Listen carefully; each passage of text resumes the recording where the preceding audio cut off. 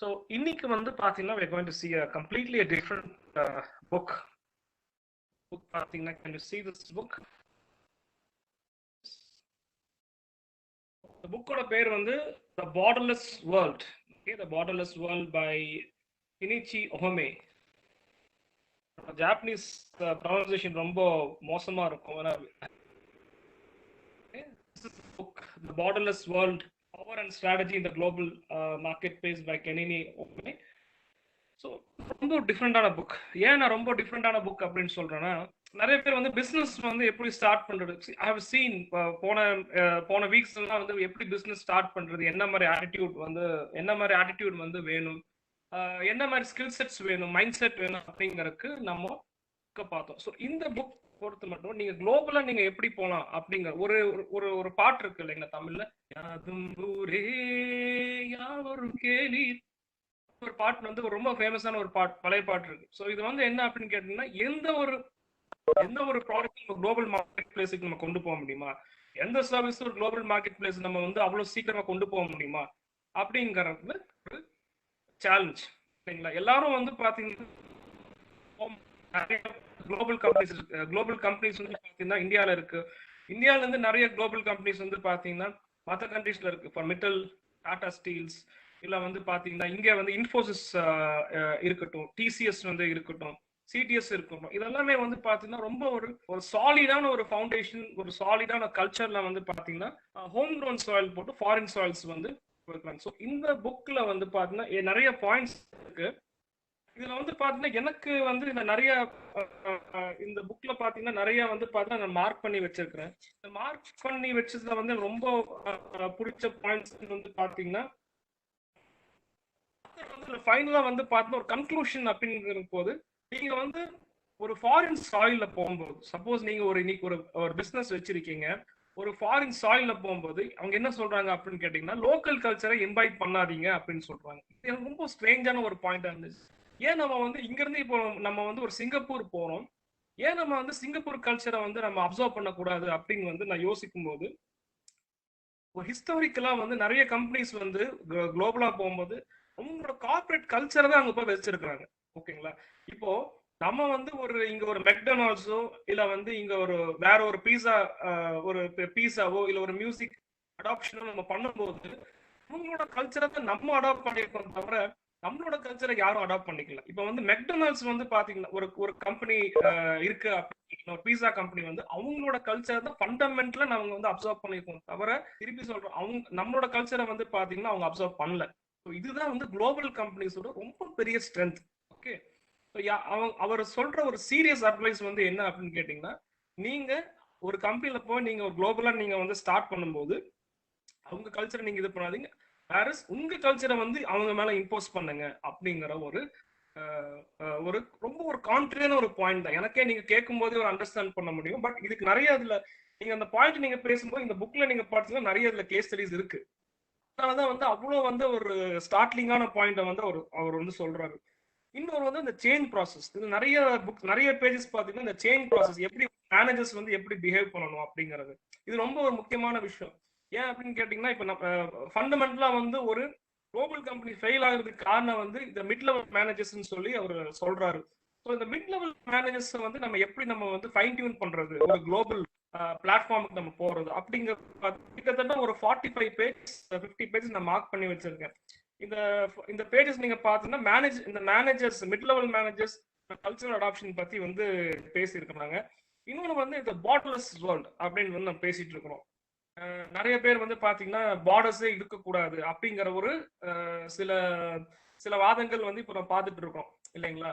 எல்லாமே ஒரே வேர்ல்ட் தான் அப்படிங்கிறப்போ, ஸோ இந்த பார்டர்லெஸ் வேர்ல்டு எப்படி வந்து அச்சீவ் பண்றதுங்கிறது ரொம்ப ஒரு பிலாசபிக்கலான ஒரு பாயிண்ட வந்து அவர் சொல்றாரு. கன்க்ளூட் பண்ணும்போது தி பிரேவ் நியூ வேர்ல்ட் அப்படின்னு சொல்றாரு. இது எனக்கு ரொம்ப பிடிச்ச விஷயம். ஸோ நம்ம வந்து பார்டரை நோக்கி போகோமா, இல்ல நம்ம பார்டரை வந்து நோக்கி போயிட்டு இருக்கோமா, இல்ல பார்டர்லெஸ் வேர்ல்ட நோக்கி போயிட்டு இருக்கோமா அப்படிங்கிற ஒரு பாயிண்ட். ரைட். இப்போ வந்து எக்ஸாம்பிள் சொல்ல போறோம்னா, இப்போ கோவிட்க்கு அப்புறம் வந்து பாத்தீங்கன்னா இன்னைக்கு அப்படியா, ஒரு ஸ்டேட்டுக்கு ஒரு ஸ்டேட் வந்து போறதுக்கு முன்ன போகும்போதே வந்து ஒரு பார்டர் வந்து வருது.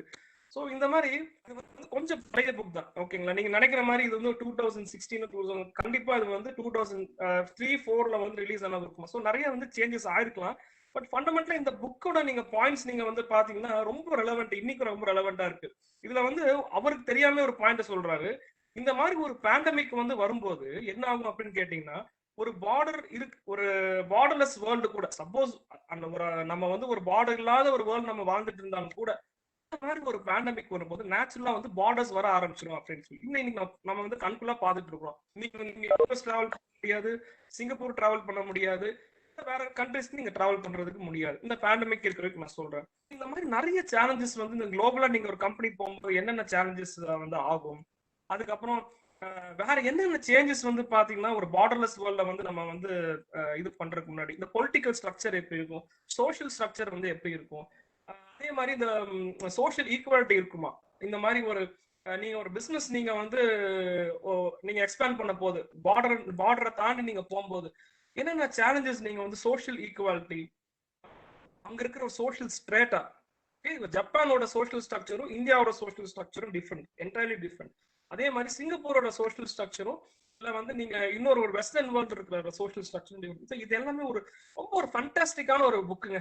இந்த book the borderless world by Kenichi Ohmae. இந்த புக் நீங்க வாங்க பாருங்க, அமேசான்ல இருக்குதுன்னு நான் நினைக்கிறேன். இல்லாட்டி நீங்க வந்து அதாவது புக் ஸ்டோர்ல வந்து கிடைக்குமான்னு பாருங்க. ரொம்ப ஒரு ரெலவெண்டான புக், ரொம்ப நீங்க என்ஜாய் பண்ணுவீங்க. சில அனெக்டோட்ஸ், சில கேஸ் ஸ்டடிஸ் பழசா இருந்தா கூட வந்து ரொம்ப இந்த இந்த காலகட்டத்துக்கு வந்து பாத்தீங்கன்னா ஒரு ரெலவெண்டா நம்ம வந்து அதை வந்து அடாப்ட் பண்ண முடியுமாங்கிறது ஒரு பெரிய சேலஞ்சா ஒன்று இருக்குங்க. Thank you very much. நெக்ஸ்ட் வீக்ல இன்னும் இன்ட்ரெஸ்டிங்கான ஒரு புக் நான் இந்த வாரம் வந்து கெனிச்சி ஒஹாமே எழுத the borderless world power and strategy in the market. Thank you so much SRECA. Thank you, Shamir. Good evening, all.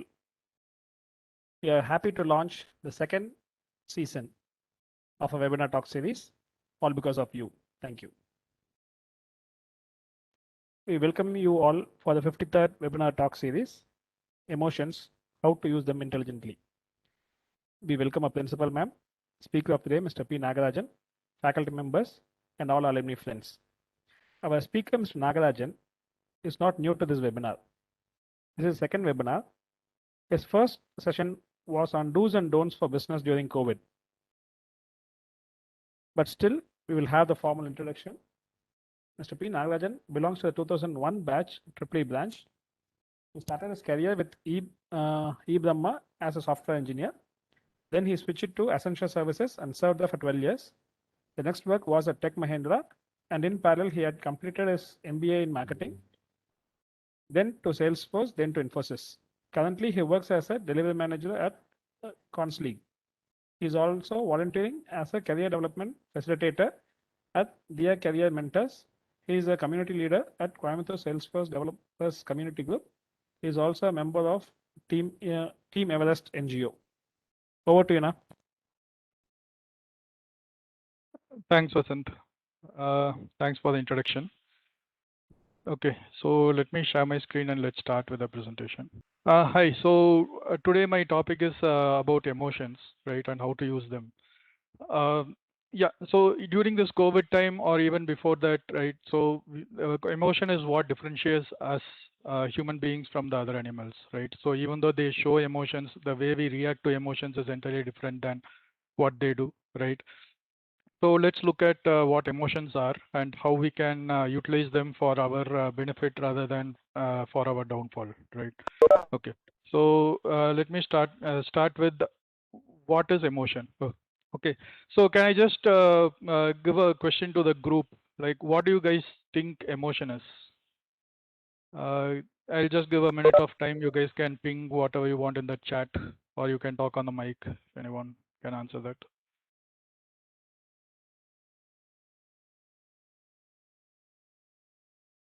Thoughts in our mind. Okay.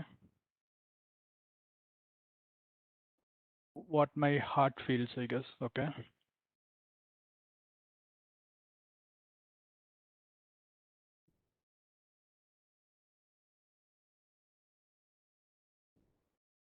outcome of the feelings. Okay.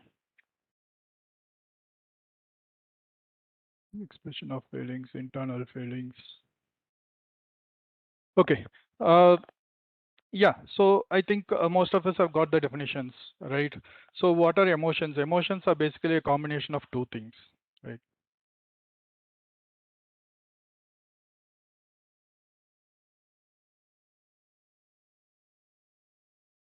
Okay.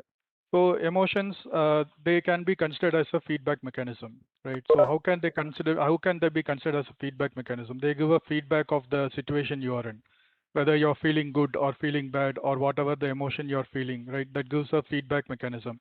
So you can take it as, okay, this is a situation I like, or this is a situation I don't like. So it is a feedback mechanism which is given to you, and then it involves two phases, right? So first is the feeling and then the reaction. So feeling again, okay, so this feeling comes from a thought, right? So you think something in your mind, and then based on that thought, you get a feeling, and for that feeling, you give a reaction, right? So a combination of all these things is called a emotion, right? And it is also a state of being. So why is it called a state of being rather than, so emotion is just a part of you, right? So but it is called a state of being. What is a state of being is like how you are at that point of time, right? So we always say like I am happy, I am angry, I am sad, right? So if we reduce it to I am feeling happy, I am feeling sad, I am feeling angry, so it just becomes a feeling which you can overcome. But most of the times we take it as a state of being, right? So you become so used to become angry, you even start identifying it and saying that I am an angry person, I am a sad person, I am always a happy person, that kind of a thing, right? So normally we see emotions as a state of being that is being experienced at that point of time, right? So where do emotions come from? So emotion comes in three stages, right? So the first one is actually the situation in which you are. So you put yourself in a situation, or you are put in a situation. Then you interpret that particular situation, and then the emotion comes out of you, right? So for example, if you are watching a India-Pakistan cricket match, right? So that is the situation, and then let us say India wins, right? So you interpret it as a win for your country, which in turn is a win for you, right? Or a win for the people who you worship as heroes, and you interpret it that way, and then you get a happy emotion, right? So again, India versus Pakistan match is again the same situation, but if you look from a Pakistani point of view, right? And if they have lost that particular match, right? So how they interpret it as a loss to their country, which is a loss to themselves. And but the emotion generated there could be, emotion of anger or emotion of sadness, right? So that is why, like, so emotion is based on your interpretation and what you think of a particular situation. The situation doesn't give you a emotion, but how you look at a situation gives you the emotion, right? So how you interpret a situation gives you the emotion. Okay. So if your thought about a situation is giving you emotion, is it possible for us to change our emotion by changing our thoughts, right? So it should be possible, right? So if thoughts are giving emotions. If I change my thought, my emotion should also change, right? So how do you control your thoughts to control emotion? So can we control our thoughts to control emotion? Yes, we can. So how we do it?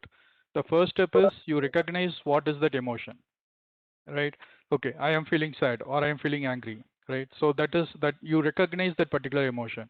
So normally what happens is we never recognize the emotion. We just react to that particular emotion, and then we say like, okay, I am angry or I am sad, right? So you can change the emotion and you can control your emotion by controlling the thoughts, right? So so first thing is you have to recognize the emotion. What is the emotion that you're feeling, right? And then you have to identify what thought gives me that particular emotion, correct? So let us say again a situation, same like, India England match, something is happening, India has lost, right? So you feel a recognition of again angerness, or you feel the angriness, or you feel or you recognize the emotion of sad, right? So what thought is giving me this sadness? Because we are thinking like, okay, that is the only match that is going to happen between India and England. After that, this match is never going to happen. and now in England has won or India has lost, it is a loss for us, right? So that thought is what gives you the sadness or the angriness towards the team or whatever it is, right? Whatever the emotion you feel. So now how you can change that thought, right? So for changing the thought, you can either go back to a situation where India beat England very badly, right? Maybe the previous match, or even though they have lost that particular match, they could have won the series, right? Or the next match, or you can always have a hope saying that the next match India will win, right? So when you change your thoughts in that way, what happens is your emotion automatically changes from anger or hatred. It becomes less intense, right? It becomes less intense, and then you go then you go up the emotion scale, right? So if you go up the emotion scale and you become, you get a neutral mindset. Of course you will not be happy because you still feel like loss is a loss, so you will always you will not feel happy about it, but still your sadness can be reduced. So your sadness can be reduced, and also your if you are anger, that anger also can be reduced, right? Or yeah, so anger is reduced, and that causes a change in emotion. Change in emotion in the sense the emotion itself might not have changed, but the intensity of emotion might have changed, right? So this is how you can change emotion, by changing your thoughts. Okay. So I was talking about the emotional scale in the previous slide, right? So what is the emotional scale? So the step by step how we move across emotions is actually called the emotional scale, right? So if you see at the bottom of the scale, you have your fear, despair, and powerlessness, right? So if there is a slash in between, it means these all these are different emotions, but they belong to the same level, right? So if you're moving from powerlessness to despair, or from despair to fear, or fear can give you more powerlessness, right? So if you go this way, you are not changing the emotional scale. You are still in the same level of emotion, only your emotion is changing, right? So this is the example which we saw in the India-England match, which I talked about. So you can, maybe you were sad, right? So you were feeling some grief, right? So from that you can go to a different state, maybe called a disappointment, which is actually a bit higher than the sadness, right? So but you will not go to disappointment directly. You will go to all these emotion states, right? So first you will feel sadness, then you will say, I hate this particular Indian team, it's not performing well, right? So you express hatred. So you move from, say, a sadness to hatred, which is actually up the emotional scale, right? And then you move from hatred to anger, right? So anger, I will never support this team again, right? Or you give your anger saying that we have to take, you give a feeling to a revenge, saying that, we have to take revenge on this English team, so that, the next match we have to win and take revenge on them, right? So, and then you may go back to disappointment, and then you will go to, your contentment, because you have done all these, you have gone through all these skills, and then you feel contentment, like, you don't feel sadness anymore, you don't feel anger anymore, you don't feel revenge anymore, you don't feel uh, pessimism or frustration anymore, but you become content, which is a normal thing, right? So obviously to go through the other levels of scale, you have to include you have to improve your thinking more so that you can move up the scale, right? So out of this scale, one thing to be noted is that contentment and boredom, this is considered to be the neutral emotion, right? So for example, you have a goal. You set yourself a goal saying that, okay, I want to earn $1 million by end of this year. That is your goal. So as soon as you have that goal in mind, you will go through all these emotions, right? So first you will feel fear. Will I be able to achieve that goal, right? And then you try something, and then you fail for some of those steps, initial steps. Then it becomes sadness, saying that no, I will not be able to achieve this goal. And then you go to hatred, saying that why did I set this goal to myself, right? And then you become angry on yourself. I should not have set this goal, right? Then you start worrying about it, right? And then you come across a lot of tasks that you have to do. So once you get to worry or anxiety, the positive thing about worry or anxiety is it will help you to build on whatever you want to do. Okay, I want to build this $1 million within this year. What steps can I take, right? So when it comes to worry or anxiety, it will actually motivate you to do more, correct? So if you're feeling fear during the exam, what will you do? So if you are feeling fear in the exam, you will not close the book and sleep peacefully, right? So it will give you anxious thought, and then what you will do is you'll open the book, and whether you are taking it in or not, at least you will be studying what is there in that book, right? And trying to mug up things and trying to get score some points the next day. So that is what worry or anxiety does to us. And then because of the tasks you give yourself for the next 1 year, you may feel overwhelmed, and some of those tasks may fail. So because of that, you may feel disappointment, right? And then you will come to uncertainty. So there will be some tasks for which you have to take a decision. So obviously you cannot earn $1 million in a year by working on some job plus your part-time job or something, right? So you have to come to a situation where you have to resign my full-time job and look at your passion as a full-time job. So that gives rise to uncertainty, right? So after going through all this, let us say you get that $1 million, then you come to contentment, right? So you're contented. Okay, my goal has been reached and I am content about it, right? So if any of the below emotions overcome you, then obviously you will not reach this contentment, right? So you will again go back to setting another goal or changing this particular goal and again go through all these steps, right? So once you reach the goal, you become contented. And then what will happen is, okay, you will feel hopeful. Okay, I was able to reach it. Let me go to the next level. And then your belief also increases. Then since you achieved the goal, your happiness also increases. And the more happiness you have, more you appreciate yourself, the more you feel empowered and the more joy you feel. But the problem is this will not stay in this state forever, right? Okay, now I missed $1 million. Again, you will set another goal. So you will start feeling bored at this point of time again, right? Saying that, okay, $1 million is done. Now I have to look at the other goals in my life. So again, you will start with content. You will start with boredom. Now you will start with boredom. Now that first goal is done, you have experienced joy, happiness, everything. It will start boring after some point of time. So if you see at any point of time, anyone will be going through all these emotions in their life, right? So this is the emotional scale which has been given, in which, like, the contentment or boredom is the neutral emotion, and ones below that are normally considered the negative emotions, and the emotions which are above them are considered positive emotions.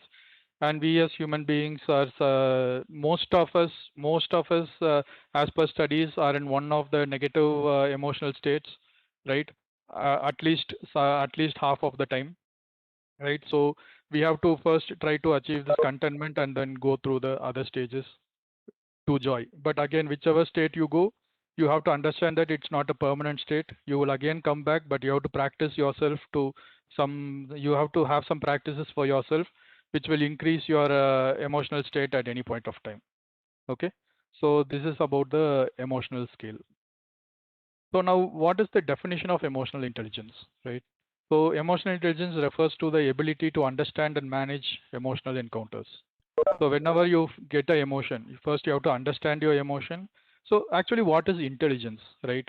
So if you look at, now we have artificial intelligence and then we have our own natural intelligence. So what is intelligence? You go through a particular street, right? So you trip across a stone and fall down, right?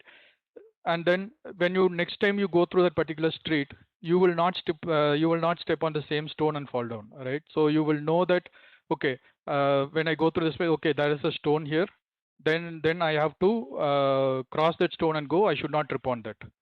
How will you know that? Because when you're going through the route, you should understand, you should be knowing like where you are going and where am I. Okay, this is the place where the stone was, so I should expect a stone there, right? So if you don't, if you are just thinking about something or dreaming about something and go through the same street, you will again trip over the same stone again, right? You can't help it. So you have to understand and manage your encounters, and that is how your intelligence increases. The same thing with your emotional intelligence as well. You need to understand what is the emotion that is coming, what is the reason for that particular emotion, what are the thoughts that are giving me that emotion, what are the ways I can change that thought about that particular emotion and replace it with some other emotion, right? And then you go through the remaining things, right? So this is the definition of emotional intelligence. Right. So basically, so this is from Martin Seligman. So sorry, Daniel Goleman. Martin Seligman is for positive psychology. Sorry. So Daniel Goleman has actually defined the four dimensions of emotional intelligence, right? So the first one is noticing and understanding emotions in oneself, which is in other words called as self-awareness or mindfulness. I'm sure, like in this recent pandemic times, we have heard a lot about mindfulness or meditations, which increases your peace of mind, which gives you more happiness and all, right? So, what is that mindfulness? Mindfulness is nothing but being aware of ourselves, right? What we are doing or what we are going through at this point of time. So, being aware of that is called as the self-awareness or mindfulness, right?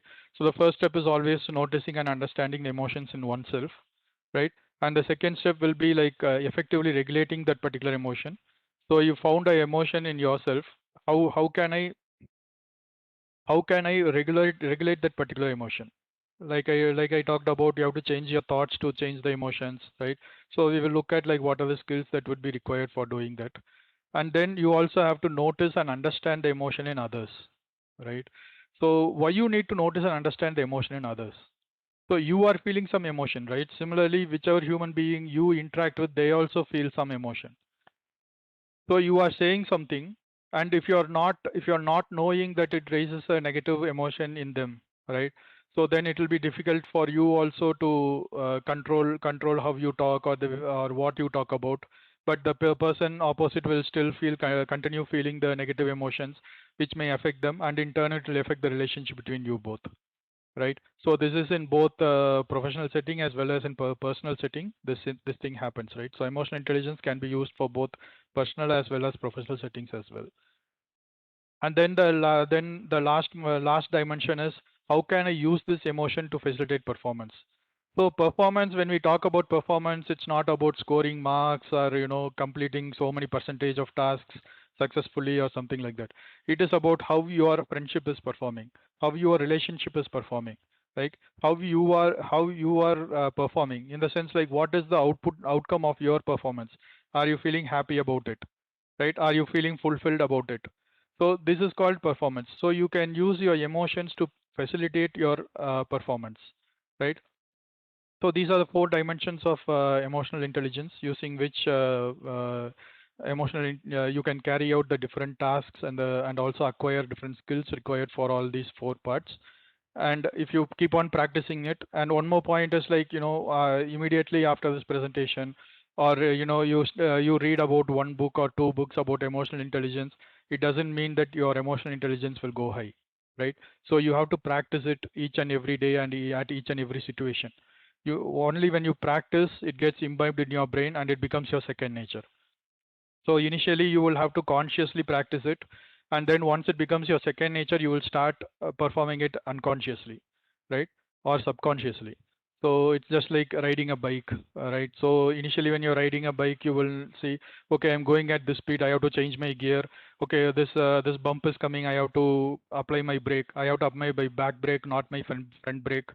So these kind of things, you will be conscious of doing it. After you ride a bike for, let us say, 3 months or maybe 6 months or 1 year, you are taking a route to your home. Sometimes you'll go to your home and think, okay, how did I come here? I didn't even follow I didn't even know how I came here, because you were thinking about something else, but you just subconsciously rode to your home without any thinking, right? So this comes only by practice. Okay. So you have to practice it again and again so that you can so that you can improve your EI level, right? Okay. So let's look at skills. What is required for understanding one's emotion, right? So for understanding one's emotion, you need awareness of thoughts and physical sensation, allowing emotions to be present, and labeling emotions, right? So whatever the list of emotions which I showed in that emotional scale, it is better to know about all those emotions and what they mean, right? So that whenever you're feeling something, you will know, okay, this is the emotion that I'm feeling. If you're not able to label your emotions, then you will not be able to tackle that emotion, right? This is a concept which they show in the horror movies, right? So if you take Conjuring or some other movies, there will be a bad spirit which is in the house, right? So unless they find out the name of the spirit and call out the name of that spirit, it doesn't go out of the house, or they are not able to contain it, right? So that is the same thing. You can think of your negative emotions as those negative spirits or bad spirits or something, which you have to label, right? You have to give a name to it. Then you can call that emotion with a particular name, right? So once you start calling it with a name, it will start you can start controlling it more easier, right?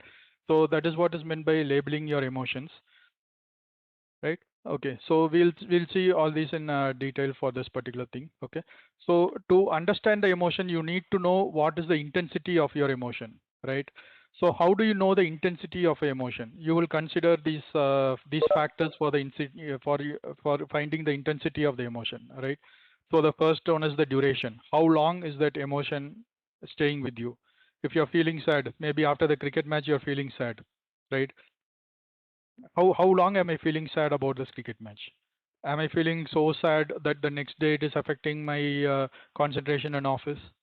For example, myself, in my example, which I can go, 1996 World Cup semi-finals was there between India Sri Lanka, right? And India had to lose by default because the crowd behavior was very bad, and also India lost so many wickets. But still, it was a very sad occasion because it was a semi-final of a World Cup, right? And next day I had a practical examination for my, I think, 11th standard, right? So I was not able to concentrate for that, right? Which means that the duration of my emotion has been very long, right? So even it carried through the next day, right? And also it carried through the remaining days. I used to buy a magazine called Sports Star, right? So whenever I used to look at that book or those kind of things, it started giving me more emotions, right? So you have to understand what is the duration you're feeling this emotion. So the next time it happens, you can try to control it. And then you have your bodily changes. When you're feeling this emotion, what happens to your body, right? You are feeling happy, or what is that particular emotion, right? So sometimes people get angry, they cry. When they get sad, they cry, right? So even though both are crying, the emotion behind it is different. So you need to understand, right? So what bodily changes are happening to you. And next, re-experience. How much are you re-experiencing this? What is causing that re-experience, right? So like I said, in my situation, whenever I look at any magazine or the next day newspaper or whatever it is, whenever people talk about this, right? Or whenever I open a YouTube and I come across a thumbnail of this particular match, right? The same emotions comes to me, right? So how are you re-experiencing it, right? So what is the action tendency? What action do you do when you are getting it, right? So when you're getting that emotion, what action do you do? So if you are angry, so when you are angry, you are just keeping it to yourself, or you are slapping someone, right? Or you plan to kill someone, right? So that gives the drasticity of your emotion. So like the given here, killing someone is actually more drastic than calling them names. So you scold them with bad words and leave it, or you just go to an empty room, shout, and then you leave it as it is, right? So even for positive, if you go and hug someone, it is more drastic than just shaking their hand, right? Maybe you feel so happy about them, or you feel so much love towards them, you go and hug them. Or is it like just okay, I'm just feeling happy, so I'll just shake my hands and go, right? Based on the situation. So that is your action tendency. And what belief it changed, and what is the long term behavior of this, right? So once you get a emotion, there will be some belief changes in you. So for example, in one of the, so let us take the World Cup league matches, and India is losing some 3 or 4 matches, right? But still it qualified for the quarterfinals, or let us say qualified for semifinals or quarterfinals. So the emotions you felt during the league match, which actually change your belief that the Indian team can win, right? So is that belief change happening, and is it a long term behavior, right? So this in the example which I told, it is just it will be proved in the quarterfinals or semifinals. Like if they win it, then again our belief changes back to saying that okay, they can win the finals. Let us say they lose the finals, right? And after that, 4 or 5 months down the line, India is playing another match, right? So what is your belief about them at that point of time, right? Is your belief going to be okay, they will win the series, or they will win that tournament, or is it going to be they are still going to lose it? No point in seeing it, and you feel frustrated, right? So all these things you should understand. So all these factors will determine how intense your emotions are, right? So once you see there are no other choice, but we have to write down, or we have to at least think about what are these factors whenever you're feeling emotion, or you want to change it. So the main catalyst is you want to change it. You're feeling angry all the times, and you have to feel that, okay, I'm feeling angry, I want to change it because it's changing my relationship with others.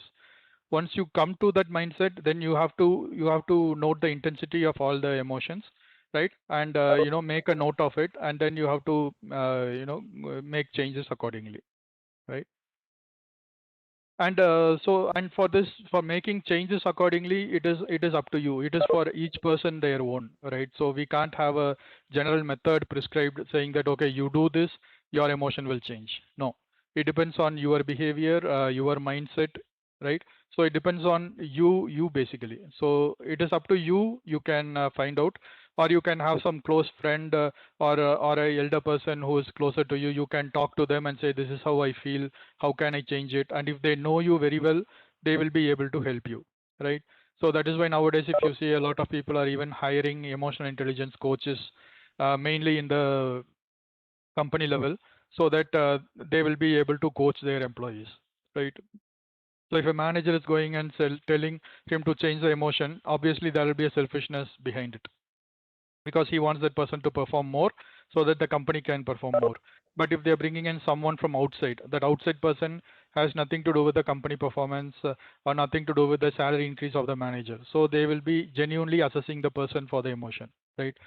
So similarly, you can talk to a neutral person or your close friend. Maybe now you're in college, you can talk to any of your school friends, or when you go and join a job, you can talk to any of your friends who are now who are not working in the same team or in the same company, something like that, right? So you have to talk and find out what is the way of changing the intensity of all this, which is tailored according to you, right?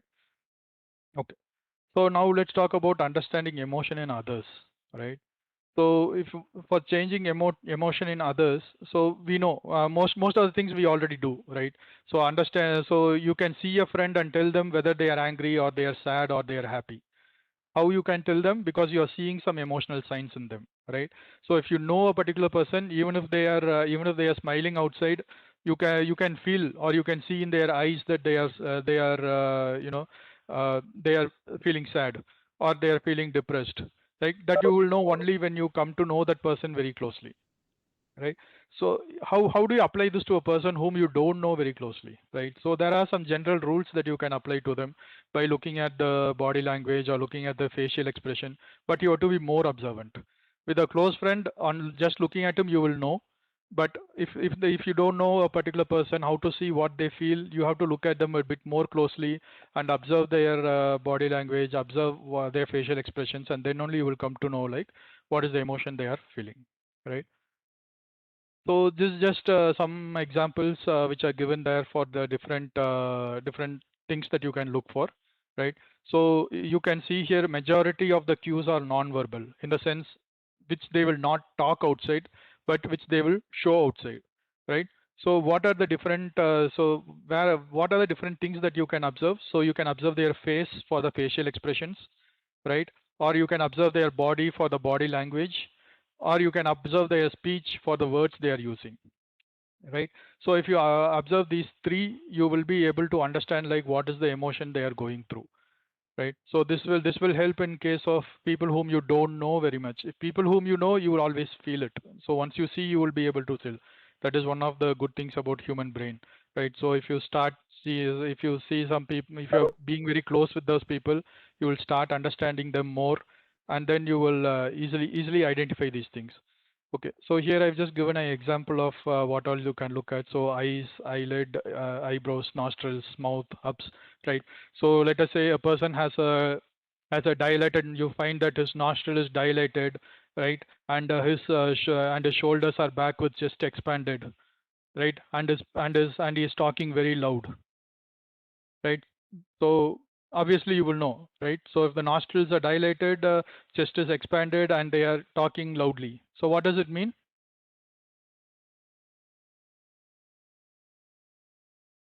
Anyone?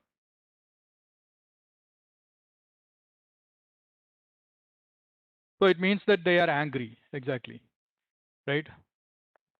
So it means that they are angry, right? So similarly, you will have different combination of all this, right? Using which you can identify the different emotions.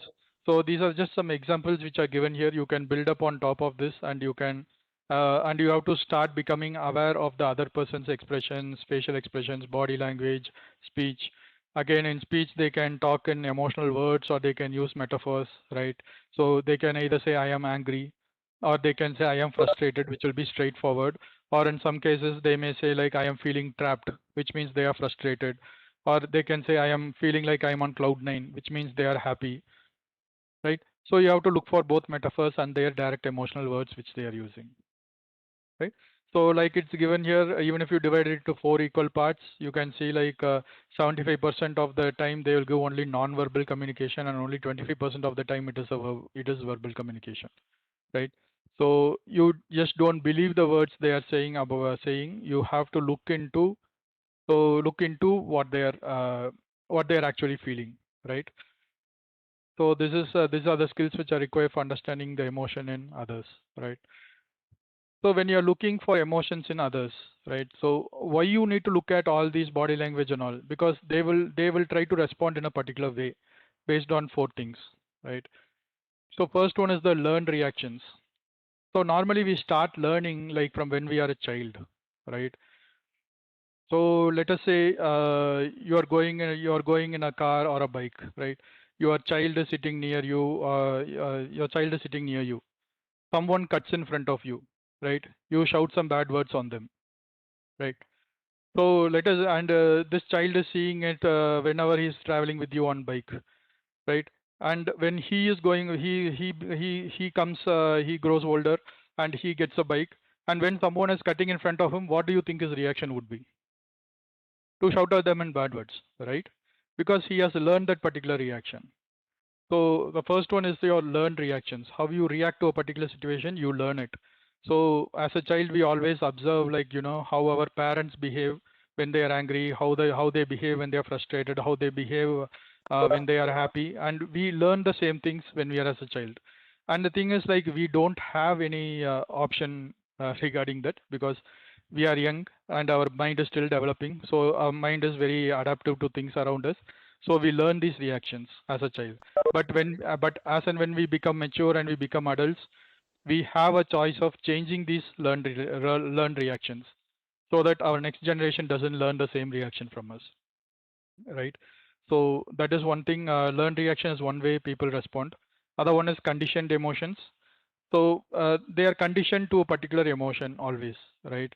So when they are so when something happened, this is what I should feel, right? So they are conditioned in such a way. So again, that comes from your parents or your surroundings, right?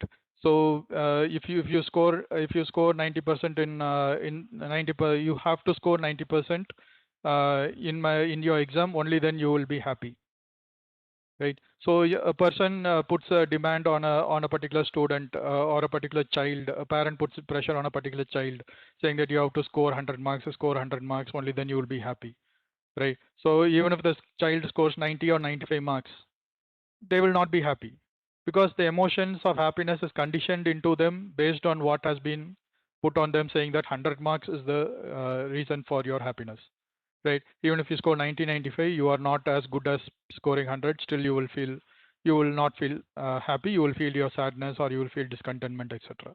Right? So that is what is conditioned emotions. So conditioned words.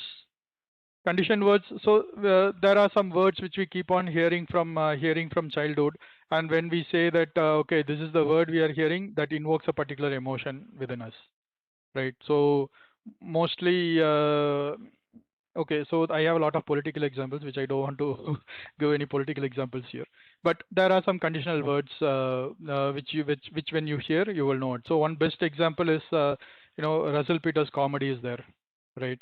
So in that he uses a sentence. So whenever he was a child, his father used to threaten him by saying, someone is going to get hurt real bad, right? So even after some years, when someone hears that someone is going to get hurt real bad, they will get a feeling that they are the person who are going to get hurt, right? Or let us say you are in a very good relationship, or you are in a very good relationship with your parents, right? And one day they just come and talk. They say like, I want to have a chat with you, and they deliver a bad news to you, right? So this happened, and it has brought out a particular emotion in you. Maybe after some days, let us say you're some other relative, or you found new relationships like your wife or your child, and they say, I want to have a word with you. Automatically your mind will go back to that particular emotion, right? So and then you have your learned helplessness.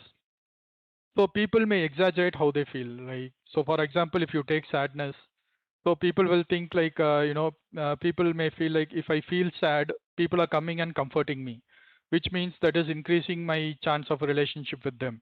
So if I always feel sad, people will always be come and comforting me, and I can have a very, very good relationship with them, right?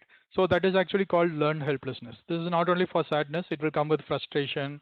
Even in your workplace, you can see some people always cribbing about their work because they want to be in that particular group, right? So they found out like when they crib about that in the particular group, the people in the group give them attention.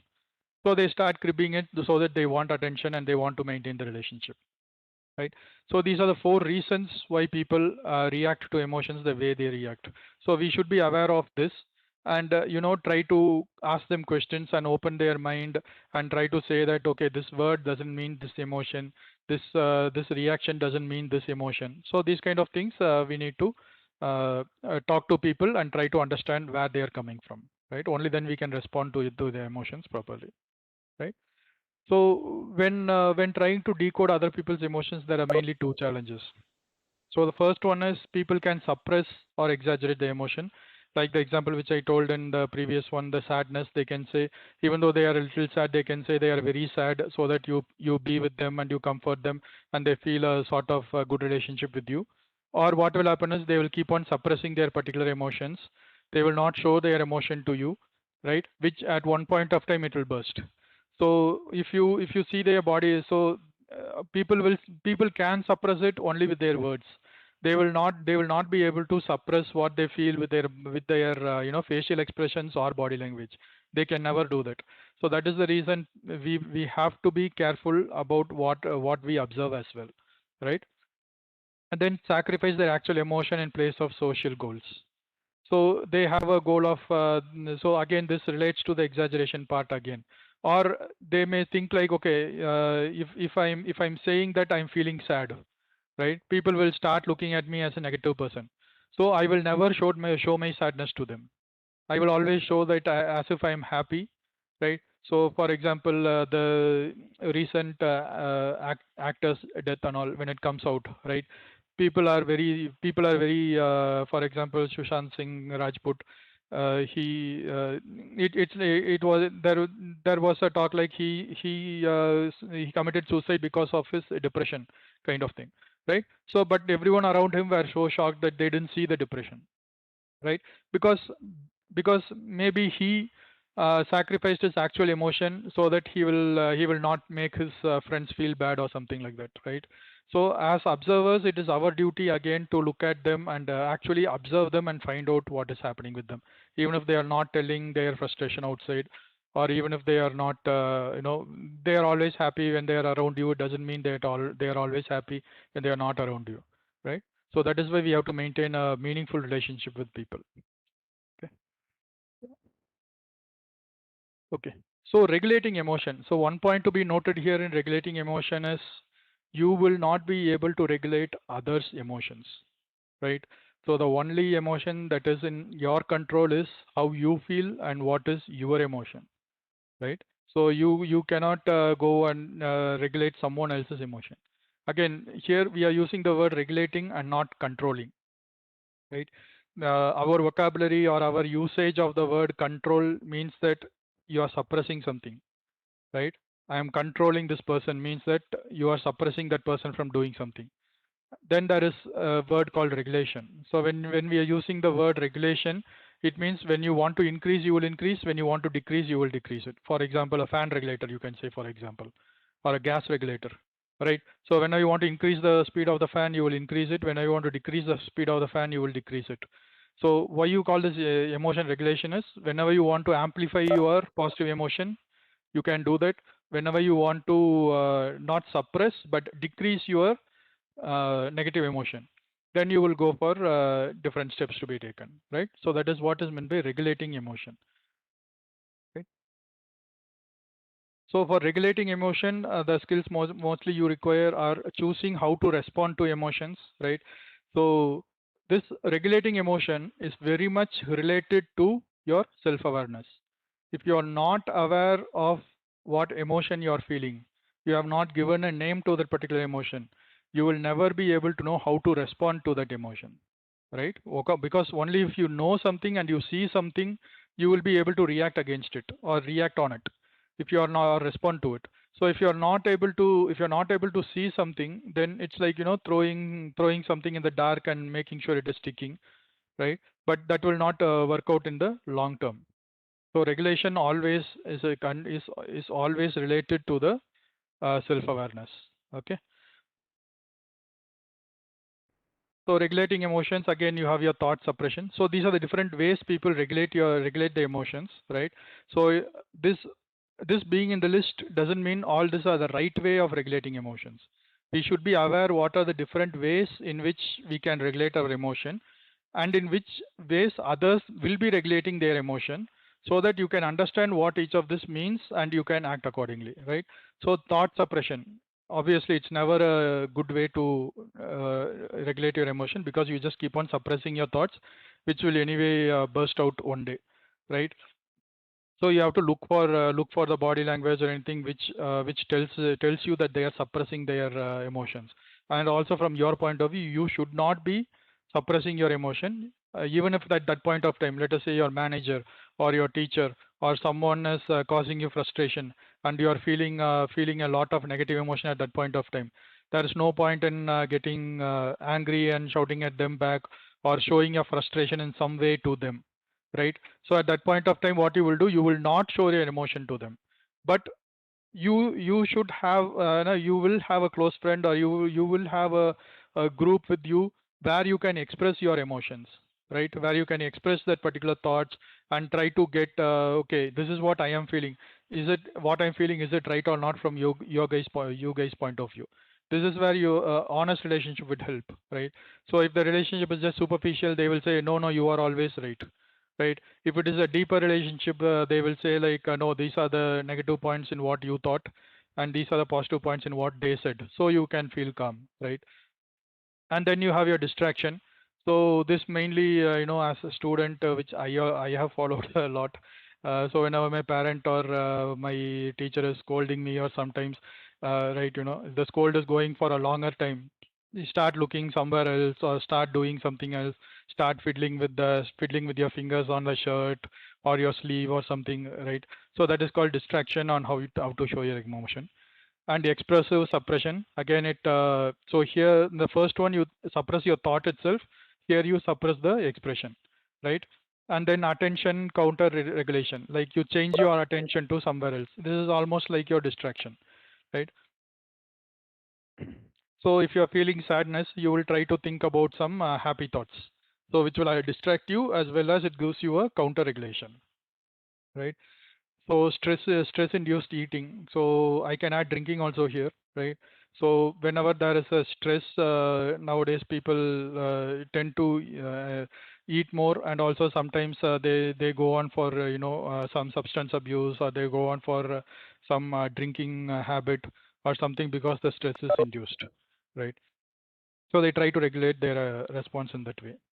And then response exaggeration. So whenever you're feeling emotion, so like I said, regulating can be increasing or decreasing, right? So whenever you're feeling emotion, and if you are increasing it, then it's called response exaggeration, right? Again, so here if you take what are the negative or positive things, obviously thought suppression, expressive suppression, right? Stress induced eating, response exaggeration. So all these all these four are normally seen as negative ways of doing it, right? So distraction is kind of a positive way, like not so negative way. Attentional counter regulation is also a good way to suppress your emotions. I mean, to regulate your emotions, right? So these are the two ways in which positive ways of doing it. Okay. So these, so again, these are all just some more points. So out of these, I would like to stress on diaphragmatic breathing and progressive muscle relaxation, right? So these two are the scientific terms which are used abroad, right? So how do we use it? We do it using, we call it pranayama, right? Or the way in which we breathe. So when you feel a negative emotion, you just close your eyes and breathe deeply. The emotion intensity decreases, right? And then progressive muscle relaxation again. This is another way in which you do your meditation again. So you concentrate on one part of your body, stress your muscle there, and then relax it slowly. So you do it progressively throughout your body. So that is your progressive muscle relaxation.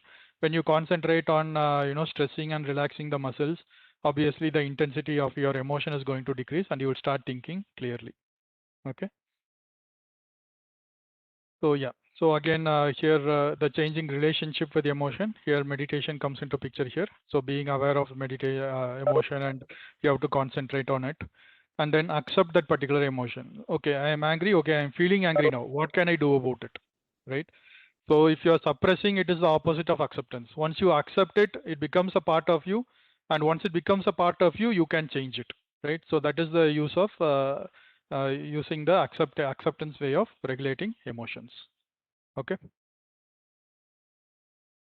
And then changing the perception on emotion. Okay, so the cognitive dissonance reduction.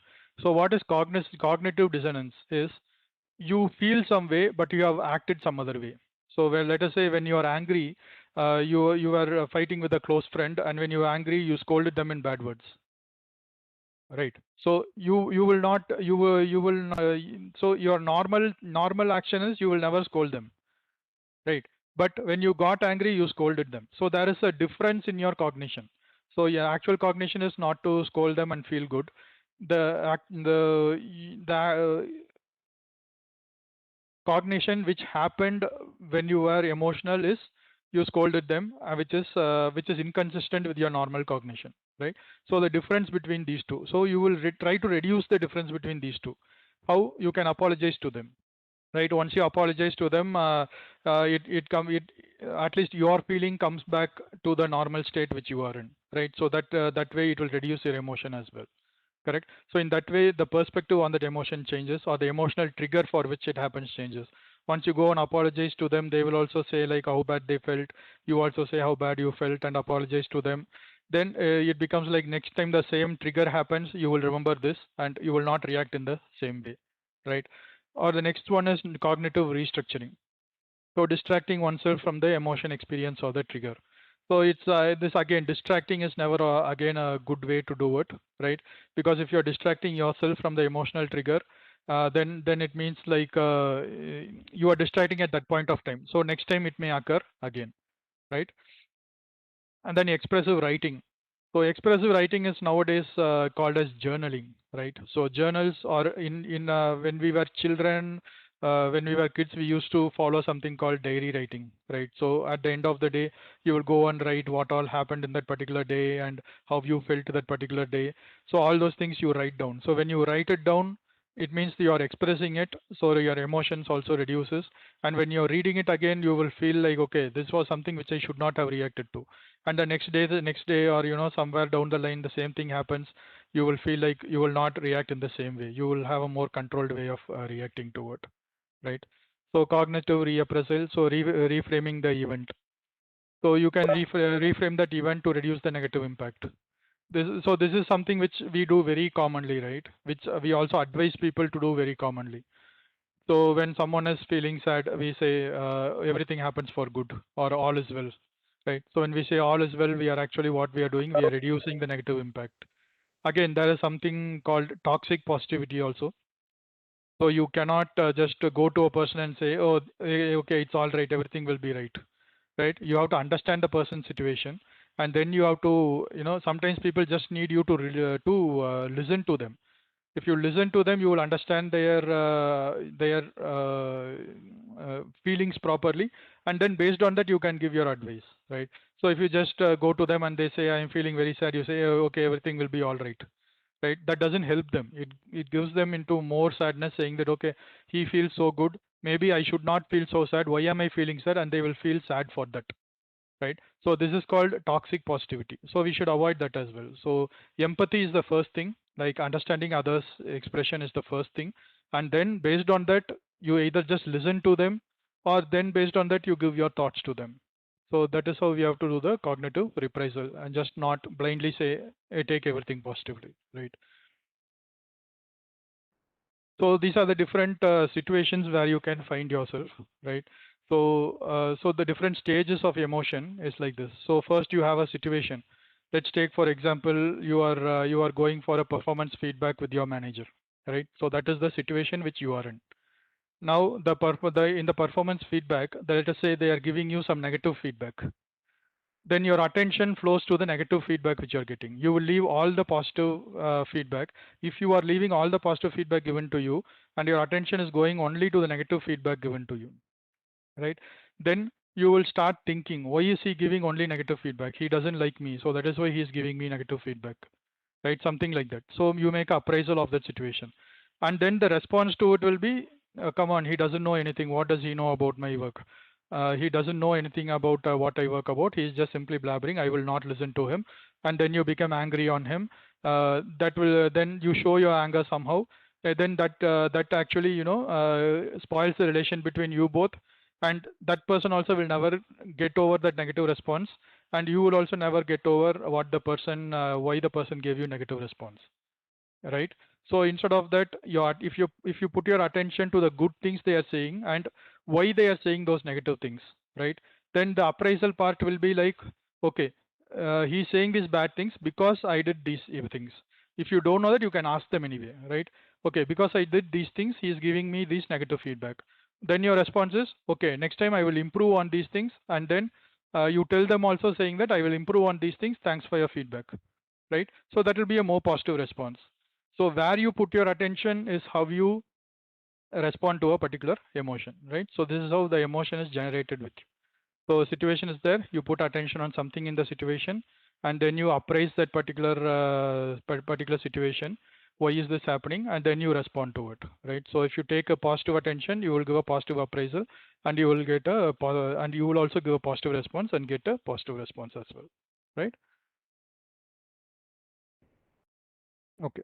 So how does emotional intelligence help us in facilitating performance? So first one is coping, right? So whenever you're feeling sad, you regulate your sadness, and you and you think about something which makes you happy, or something which has happened in the past which will make you happy, or something which you can change to make you happy instead of sadness. So that is called coping. So you're feeling grief about something which happened sad to you, right? So then you can use the emotional intelligence on why you are thinking like that, why you are responding with sadness, why you are responding with grief, and then how can I change my thought so that this grief is changed into something positive, right? So that is how you can cope with the help of emotional intelligence. Then relationship management, as we saw so far, like how we respond depends on how the relationship is carried out, right? So if you are always negative, then people think that you're always negative, and you don't show your negative emotions to them. Then obviously they will think you are happy, but it's not an intelligent way of it, right? Because you are still having that negative feeling with you. So in relationship management, if you are emotional intelligence, you can have a more deeper and meaningful relationship, right? So obviously okay, it will increase your creativity, right? So you're feeling again, you're feeling negative. How can I feel positive? You will start thinking in creative ways of how to feel positive, right? So when you are thinking new things and thinking creatively, it obviously increases your creativity and increases your creative thinking, right? So emotional intelligence will definitely increase your creative thinking. How to see humor in a particular bad situation, right? So these things will help you in increasing creativity. Needs and values. You can make use of negative emotions to find out what are your needs and what are your values, right? You see someone so let us say a dog is actually struggling in the middle of the road to cross the road, right? So you see so many people crossing without helping it, and you feel a negative emotion, and then you go and try to save that dog, right? So you feel a emotion at that point of time. So that from that emotion, what you can learn, okay, you value other living beings, right? So that is one of the values that you can take away. That you will be able to take away only if you are aware of what you are feeling and how you regulate that particular feeling and what action you take because of it, right? So if you are just scolding them and then you are also moving on, then that doesn't mean that you have that value of respecting other living things. Or let us say you are feeling jealous, right? So your co-worker has got a promotion and you have not, and you're feeling jealous. So what I can learn from the jealousy, right? It means that that promotion means so much to me, right? So it means that promotion means so much to me. So what is the action that I can take, right, to get that promotion so that I don't feel jealous anymore, right? So if I have an action plan for getting that promotion, talk to my superiors or talk to my colleagues, get an action plan for getting that promotion, then it will reduce my jealousy and I will concentrate on what I will do more, right? So this is how emotional intelligence helps in finding your needs and values. Okay. So as we discussed, all four are related to each other, right? So self-awareness, if you're not aware of yourself, you cannot regulate your emotions. And if you're not aware of even yourself, you cannot be aware of someone else, right? And you will not be able to help them also to reduce their negative emotions, right? So all these are interconnected with each other. So you have to be self-aware. You have to know how to regulate your emotions, and then you also have to know how to understand someone else's emotion. That is how you can be intelligent emotionally, and then that will lead to the performance increase, which we talked about. Okay. So yeah, I think we are coming to, so that's all I had about emotional intelligence. So do you guys have any questions?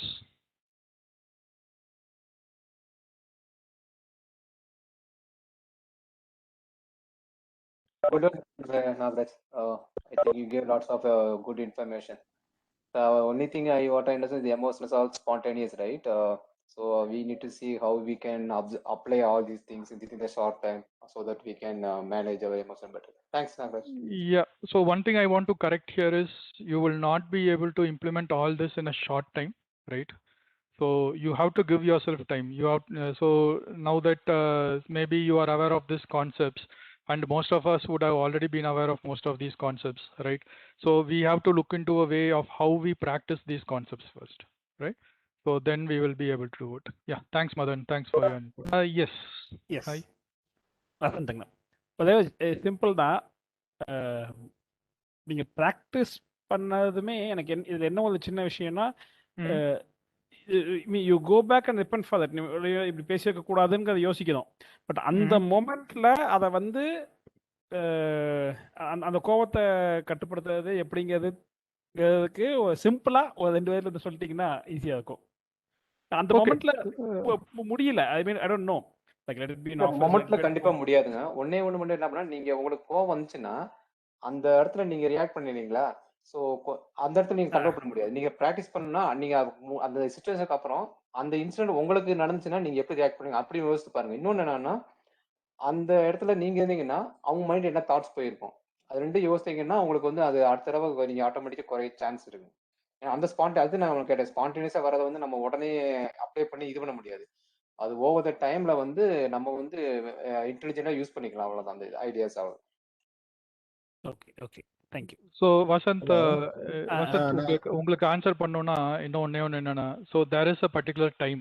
Okay, உங்களுக்கு அந்த emotion தோன்றதுக்கும் உங்களுக்கு வந்து நீங்கள் அதை பற்றி think பண்ணுறதுக்கு ஒரு 6 seconds time இருக்குது.